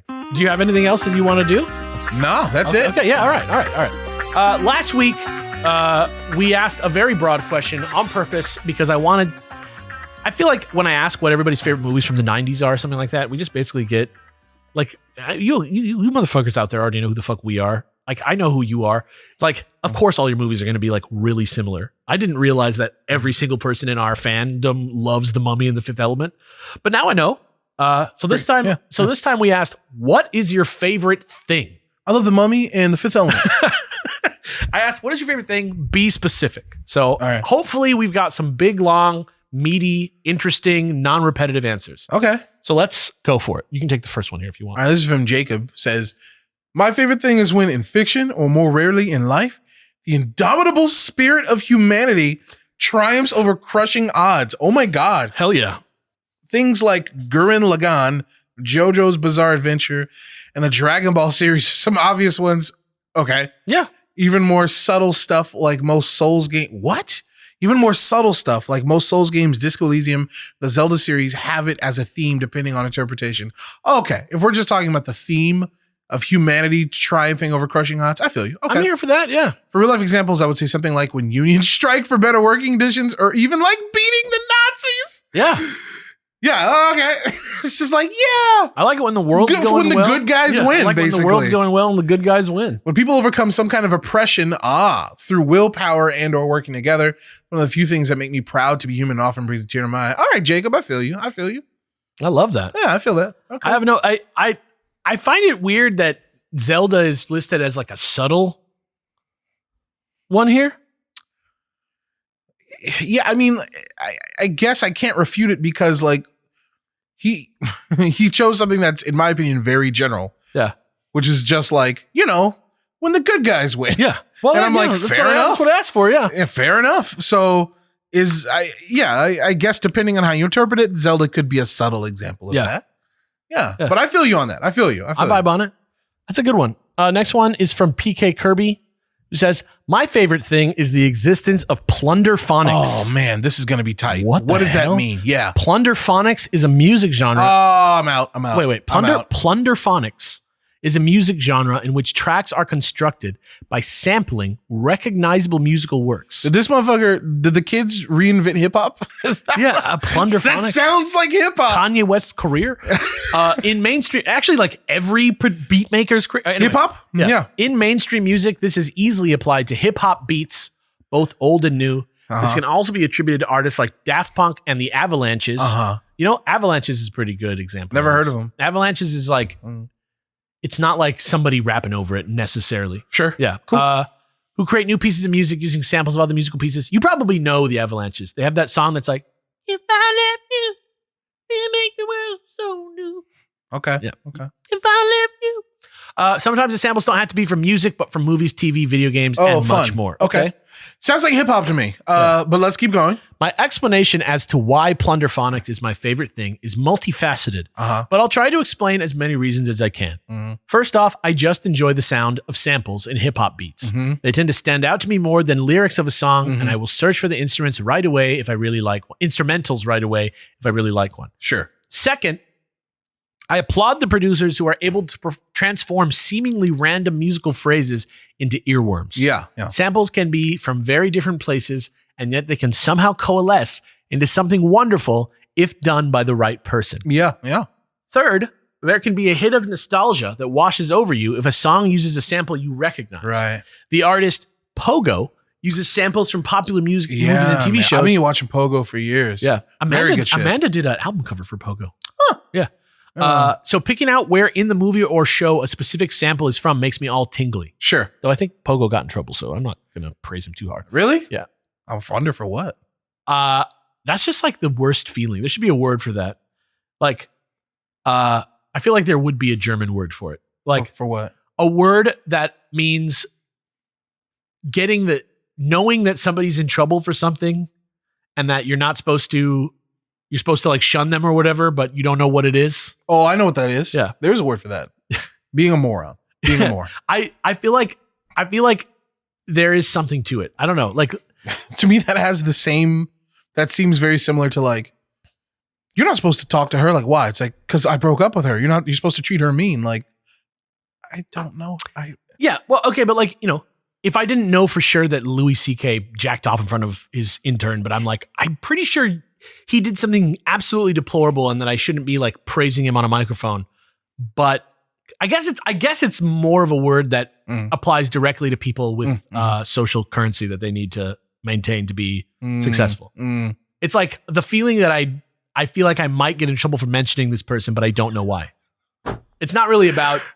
It's not really about. You said the no word. It's like Voldemort shit. Yeah, but it doesn't mean it doesn't exist. I wish I could. Yeah, I think it's fucking terrible. Let's continue. Fourth, you tend to find a lot of music you never would have through samples. I have downloaded plenty of songs where the first I heard of them was in a sample from a beat or mashup. Right. An example of which is the instrumental for "I'm God" by Lil B using the song "Just for Now" by Imogen Heap. Oh, I'm really old because now we got kids like out there like, oh yeah, they sample Imogen Heap. Like that was my shit. Like just Imogen Heap raw is my shit. You know what I mean? The wildest thing was that fucking SNL. Oh yeah, sure. That was amazing. But Just for Now is hot. Yeah. The song listened to much more than Lil B's song. Fifth, some artists like to put hidden meaning behind the samples they use, which adds more depth to a song that you enjoy, which I appreciate. Finally, a well-crafted Plunderphonics song about a show, movie, or video game can be a beautiful love letter to the impact that media had on the creator and those that listen to it. It's like AMVs like grew up, right? It's like when the angry video game nerd started calling himself a critic. You know what I mean? Huh. Yeah. Finally, a well-crafted Plunderphonics song. I said that. Little Tommy J does Plunderphonics songs using video games, and it's like you are experiencing the game with him through his music and picking up on new sounds you may have never heard. Overall, Plunderphonics provides me with many levels of joy, nostalgia, and curiosity through its existence. I hope this essay convinces people to look at samples through a different lens instead of just stealing from another artist. Ooh. As in some ways, a sample can be a passionate love letter to the sample itself. Sure. Well written. Yeah. Pretty cool stuff. I don't know about Plunderphonics. Let it rock, man. I love the word. Let it rock. I love the sound of the word. I thought it was just going to be about like some sort of grammar thing, and I was like really excited. Yeah. But like, I agree. Who's this, PK Kirby? Thank you, PK Kirby. I agree. Like, I too love, creative use of samples in music and shit. Yeah, I'm with it. Yeah, it's kind of interesting. Like, it feels like I don't know how to describe it. It feels like the opinion, and I'm not trying to subvert the opinion or say that it's an inauthentic or like not good opinion, but it feels like when somebody tells me about an amazing thing that I did on stage at Comedy Sports that I don't remember from 5 years ago or something like that, like some magic trick that somebody remembered, or like that they think the guessing games that we play are like impossible. It's like you guys, you pre-planned that. Yeah. Yeah, And we're like like, oh. something like that. I feel like the joy of Ponderphonics is similar to the joy that an audience member at Comedy Sports feels. Prestidigitation. Like, oh shit, it's a magic trick. Like, how the fuck? For sure. Like, wow. That's There's a so spectacle cool. to it. Absolutely. Yeah, I think there's something impressive about doing it. Absolutely. I wanted to get involved in making some shit like that for sure. Yeah, I love that. Next one's for you. This is from Linkerman, who says, my favorite thing is The Thing from Marvel. Nailed it. Let's move on. Genius. I will say, just because we're here and I want to talk about it just for a minute, Ben Grimm is like one of the best comic book characters. I love Ben Grimm. He's so unique. Third most badass Jew in Marvel Comics? That's probably true. I mean, I might. Who's higher than Ben? Magneto and Kitty Pryde. Oh, Magneto, Kitty Pryde. That's like, I didn't know she was Jewish. What? I didn't. I mean, what? I knew that she was Jewish in my knowledge of comics, but I don't ever like think about her Jewishness. Sure. Yeah. But Okay. the thing is like, it's so funny that there's like a grandpa that's a superhero. Oh, I don't think of him as a grandpa. He's not a grandpa. He's a young man, but I think of him as an uncle. he's like a time traveler. He's like your uncle, but he feels like whenever you see him, he stepped right out of like 1964. Like when he's like when he's a human, he looks like, I don't even know, like the guy from Hey Arnold that plays the coach or whatever on Hey Arnold. He has like I'm trying to think of who would play human Ben Grimm. that's not Michael Chiklis. Right. Like who embodies, because that's the thing, like Chiklis, like I don't think Ben Grimm was supposed to be like a big, thick motherfucker before. No, he's like the dude. transformation. He's like the dude from the ping pong ball movie. And he's in Harry Potter. Not McBride. I know who you're talking about. Yeah, he's like in Harry Potter and stuff. I'm sorry, I don't know his name. I think he plays a character. It's a shame because you look like him. Yeah, I feel like his name is something like Kowalski or something in Harry Potter. You're saying Ben Grimm is like that? Yeah, he's like a I disagree. like a good old Menchie doughboy. No. Ben Grimm is a military man. Ben Grimm is like, he's like Brock Guy Samson? Gardner. You know what I mean? He's a tough. Yes, he is prickly like that. He is like a fucking hater. But in he's that not. way. He is, in my opinion, like Dowie is the furthest thing from Ben Grimm. In my opinion, he is like he's like a tough guy. He's like young Fred Mertz. I don't know what. Like if you're talking about like pre-accident. no. If you're talking about like I Love Lucy Fred Mertz that we never got to saw. Yeah, like a maybe, young, but I've never seen that. I'm just saying, so like a guy who has the vibe of Fred Mertz, except he's like 35. I'll give you that. Yeah. But my point is that like regardless of body, I'm talking about attitude. I'm trying to think of like what actor Ben Grimm is like. If you made a movie about Ben Grimm on Yancey Street, before Like a weird movie where this guy's gonna be the thing later. I would write the fuck out of it. Are you kidding me? Yeah. I would stealth write that movie and motherfucker, I would kill it. I would stealth write a fucking Ben Grimm movie that just has the same vibe as like Good Will Hunting. And then he's like, "Hey, I got this job," And it'll never get to space. yeah, Never. he like It'll end with him going into the military. His character moment is he like applies to be like a super science. He just goes in the military. Bodyguard. Yeah. But I'm trying to figure out like who. This person might- I got it. What's your boy's name? Great actor. Okay. Never know his name. Yeah. Maybe you can help me. Okay. He's in the movie. I'm just gonna have to fucking look it up. I'm gonna have to do it right now. Okay. I'm sorry, guys. Yeah, that's fine. He's a white guy. Yeah. Okay. Okay, that But narrows it down. He's got he always seems like he's got a little bit of a chip on his shoulder. Yeah. Okay. When is he like now? I mean, I don't know about now. Like, are you talking about a guy who's like in a movie from the 80s? No, 90s and 2000s. Okay. Fuck me. This is gonna be tough. Oh, I forgot Busta Rhymes was in this movie that I'm looking at right now. Whoops. Daredevil? It's Daredevil. No, it's not. It's Coolio in Daredevil. Coolio's in Daredevil? It's been so long. In the director's cut. It's been so long. All right, I'm gonna find this. Is this him? Hold on. I feel like we should move on while I do this, but Maybe the dude from like, have you seen the new Top Gun? no. Maybe like the mean, like not the mean dude, but the like cocksure man. Not the mean dude. I always picture Ben outside of being the Thing as like He comes home with his hat in his hand and he says, "Hey, baby, I'm home if you have me." But I feel like that's post transformation when he's all like feeling sorry for himself constantly. He's like a guy who you would go into the diner and you'd see him eating like 5 pancakes and 6 eggs, but it's because that motherfucker's got to go do something that hard. Once again, post transformation, absolutely. Like pre transformation, I feel like this guy like, oh, I love corned beef and hash. You know what I mean? He does. Archie Bunker, but like as a superhero. If it never happened to him, I could easily see Ben Grimm becoming Archie Bunker. Fucking Archie Bunker. Archie Bunker, as it says on my I always order from this one hamburger place that's been around forever, Hamburger Habit, and they have something called Archie Bunker, and I love that. Are you serious? They just wrote it wrong on like DoorDash or something. Oh, I see. But it says Archie Bunker, and it has for like 5 years. Oh, is this the guy? Who is it? I can't wait to find out who this motherfucker is. It's going to be so underwhelming. I'm so sorry. I guarantee. Yeah, it's this motherfucker. Okay. The name is, never knew his name. His name was Cole Hauser. Let's see this guy. But like today, it's not given, Okay. I mean, like even just looking at him. Today, he's not giving you the vibe that I'm going for, man. You need to go back, a little bit. Yeah. That's why I fucking know. Dazed and Confused. Who is, he's the other guy? He's Benny. He's one of the popular guys. The other guy with the paddle? Yeah. Yeah. The guy who like gives him the business about like going to sign the paper. Yes. Yeah. I know what you're talking about. Yes. That guy. That's why I know. Dude, that character is Guy Gardner. You like nailed that. Yeah, you But I think he'd be like young Ben Grimm, I think is that guy, Cole Hauser. Yeah, I vibed it. And thank you all at home for putting listening up with us. and coming. And the Top Gun guy's not a bad, the guy from Top Gun is another, but yeah, my point is the Thing is a very unique man to be a superhero in the Marvel universe. He really stands out from a lot of the other superheroes. Why?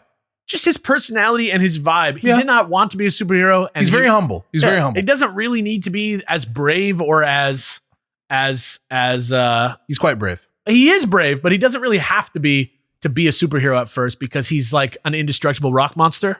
So he just kind of like stumbles into it. He's kind of halfway like a nanny. He's kind of halfway. He's like Brock Sampson kind of. He is. I think what makes him most unique is he is morally inflappable. Yeah. He is, out of a lot of those characters, he is almost never questioning his own sense of right and wrong. Yeah. He's like, you don't do that. You know what I mean? He's like, I'm going to beat you up. That's you don't do that. It's always the right thing to do. Yeah. He always knows. Yeah. It was a simple joke answer, but I just wanted to say that like, actually, as a guy who's been reading Marvel comics for decades, the Thing is fucking We awesome. love Ben Grimm over here. Yeah. Is what we're saying. Yeah. He's a great character. I think he's the third most badass Jew in comics. Okay. I want to ask you to read this one because I'm afraid to pronounce his name, but I'm going to try anyway because you did link him in. Elhambroski? That's what I would read it at. Elambroski, yeah. Lambrusco. He says, this probably isn't the most entertaining favorite thing that a person could have, but the only thing that I can bring to mind that can classify as a favorite thing are quotations. Okay. Like quotes? Yeah. Okay. I guess so. Yeah. Not like... No, not the marks. Yeah. Okay. Quotations oftentimes cause me pause as I read and write them down, especially if there is a good word in there or commit them to memory so I can later go back and think on them in various ways. Okay. Even dull quotes sometimes grab me because of the fact that they are dull, though I tend to think back on those in different ways to kind of understand how the writer came to write that quote. Okay. Anyway, I guess it can be summarized thus. Words are amazing and artfully stringed words are something else entirely. There's your quote right there from Elhambroski. Yeah. Words are amazing and artfully stringed words are something else entirely. Do you have a quote that like, that you can say off the top of your head? Like, is there one that like... My entire fucking sense of humor is based on quoting shit from my childhood. Okay, but like, is there a quote that you hold dear that resonates with you? That like that means you like, something to me? That you can like call from your memory? I don't have this. I'm trying to understand what you're asking for. You mean like a quote that like I find inspirational? Inspirational or formative or just something that you have in your brain that you bring out? I think, therefore I am. Be like the nature of water. The unexamined life is not worth living. Yeah. well, the only wisdom consists in knowing you know nothing. Yeah, that's so funny. Thanks. I just mean like I know all those quotes. They're great quotes. They mean really important, good things. I studied many of those quotes in school, but I never like. I feel like I wrung the meaning from the quote, internalized the concept, and the quote itself isn't the thing that brings me the joy that much. I don't know. All right. I don't know. I definitely love writing in a different way, but I like the idea of loving quotes is fascinating to me. Yeah, go get him, Ellen Broski. Yeah. Thank you for your quote. You should write that down, baby. Hell yeah. That with that little last thing after your semicolon there that you wrote. Words Yeah. are amazing. ... Put that down. That's you. All right, that next one's you. Here comes one from Ms. Diz. Waking up on a Saturday morning, knowing I don't have to go to work, getting up whenever. Gosh, she got up twice. Yeah. There. She woke up and then she got up. Yeah, whenever. Grabbing a Mint Dew. Oh my God. And browsing the PSN store for any new games that released that week that look interesting. Simple, but oh so nice.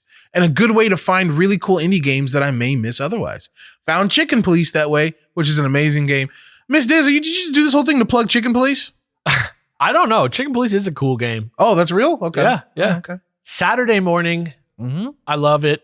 I have a similar thing in my last year of life that I've like started to like prioritize very much, and which I say a lot to people, which is that my Sundays are sacred. Oh, okay. Yeah. Keep holy the Sabbath. Yeah, well, like it's sort of just like my commitment to myself to like make sure I have a day where I'm like just here for love and joy.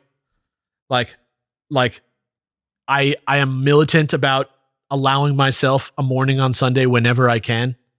I think that's healthy. Yeah. And I just love, and honestly, it's funny that she says that the thing that she does is browse the PSN store and stuff, because honestly, quite honestly, more than going to the blogosphere or anything nowadays to get my like gaming current events, mostly what I do is I look at the PSN store, or actually more usually the Switch store, because everything fucking comes out on Switch.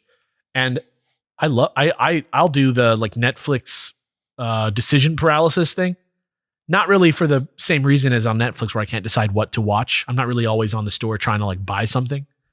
But I think that my game knowledge and my like sort of like context for like what's going on in video games right now is really, really bolstered by browsing through the store for hours. I love doing it. Interesting. Yeah. I don't know why. I do that. I watch trailers. I read the little things I see when stuff came out. It's just really like, you're shopping.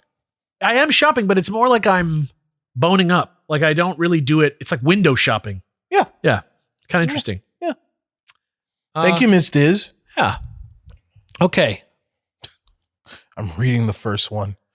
I'm reading the first sentence. This is good. Next one comes from Awful Possum, who says, my favorite thing?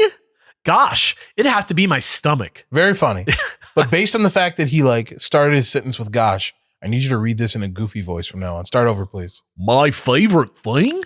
Gosh, it'd have to be my stomach. I'm pretty lucky and grateful that I can eat and not have any issues. Yeah, good point. The lactose intolerance that will inevitably destroy us all hasn't hit me yet. I'm also pretty open with food. Don't knock it until you try it type of guy. Sure. Nothing really makes me gag or anything, so I'll munch on something if you say it's good.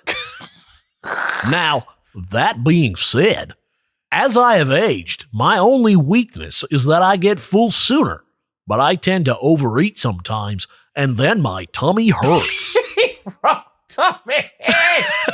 Anyway, I'm going to go pop up some popcorn and chill with a video game or movie right now. Okay, I love you guys. Bye-bye. It worked out, didn't it? That was like the hardest I've ever tried to sound like Goofy in my life. I think you did a pretty damn good job. It's one of those surprise impressions that turns out to be all right. It's not bad. I vibe with that. But yeah, that's the responses that we pulled this week. There were more, but like I say, like we're not going to get everybody every time. It's actually pretty nice to have such a regular and attentive group of people sending us your responses. If you guys are interested on Patreon in seeing each other's responses to some of these things, like maybe like some also rans that we could post, let me know if that's something that's interesting to you. Talk to us on Patreon. Comment on this on Patreon and let us know about that. Real talk, though. For those of you who are listening at home, and for those of you who participate by sending us stuff, whether we read it or not, we appreciate that. Yeah. Understand that you are appreciated, and we thank you for listening all the time. I dig that. So before we go, we have one last thing that we need to do, which is that we need to ask and answer the question for the next episode. So I leave this question up to Brett. You can ask any question. I had a whole question based off the other thing I was going to talk about with this episode. And then we got into it as far as putting chips in your brains go. So yeah, I guess I have to ask if y'all could have basically a smartphone in your head, all the same functionality of your current smartphone, except there is no device. You are the device. Yeah. Would you do it? Can you browse? Can you look on the internet and stuff? Or do you just kind of absorb, the info? Yeah, you'd have to look. Are we talking about RoboCop or Terminator vibes? More think of it more like Jarvis heads up display Iron Man style. Yeah. So stuff's around you in your vision and it's there. No one else can see it. Yeah. Okay. Yeah. So that's my question. Would y'all today choose to get that, knowing that it's very new and fresh? If it's augmented reality technology that's not interfacing with my brain. Oh, no, it is. Oh, it is? No, I'm out. No matter what. It is definitely interfacing with your brain. In 2022, I'm not plugging any. Yeah. Any. You made that clear. Yeah. Neither would I. Ted, you would? Yeah. Okay, we're on the same page here, you and me, Alex. 100%. Yeah, we wouldn't. I'm trying to think what would make me do it. And like I say, the only thing I can think of is if we're in a world where Star Wars style spaceships are normal and you can teleport and fly around and already do all that shit. It reminds me of a video I saw one night. You know those nights when you stay up late procrastinating doing work and then all of a sudden it's 3 a.m.? I do that all the time. Sure. Yeah. One time I found this video. I'm sure you've seen it because it's one of those videos that has 1 million views. It's not American made. No way. It's fully first person. And it takes place in this weird future where everybody has these implants that makes them see AR. Okay. And it's one of the most disturbing pieces of film I've ever seen. Does that not ring any bells for you? All I'm thinking about is Terminator looking for his fucking jacket. Then as soon as this is over, understand this. It is one of the most disturbing things I've ever seen. As soon as this is over, I'm going to show you right now. You going to Black Mirror me right after this? Yeah. Yeah. But it's only 6 minutes long. Okay. And you know what? Well, can we link it with this? Yeah, totally. We'll link it too. Just so you guys know, the reason me and Alex won't get the chip is because of shit like this. Make a note, Ted, to link. Yeah, I'm already doing it. Okay, good. I guess that covers it for this episode of the Super Beard Show. Once again, man, if you are out there and you're listening and enjoying, just know that we appreciate you. Thank you, man. Yeah. Once again, don't forget that question and explain yourself. Don't just say yes. Explain yourself. Yeah, of course. Yeah. I think that should go without saying, but we're going to say it anyway. I say it every time because when I don't, it's just literally. Yes. No. Yeah. Literally. Yeah. Yeah. Bad stuff. Yes. Would you get the brain implant today, and why? Go into detail. What do you think I'm going to do with a yes? Right? Yeah. Then again, we did have the question. Someone just mentioned Ben Grimm today as their answer, and we got a big chunk out of it. Oh, that's true. He's just got a big bunch of chunks on himself. So chunks on chunks. Good thematic bow tie you put on that. Oh yeah. Can you believe Tippy didn't want we're not going to get into it. We'll see you guys next time. Bye.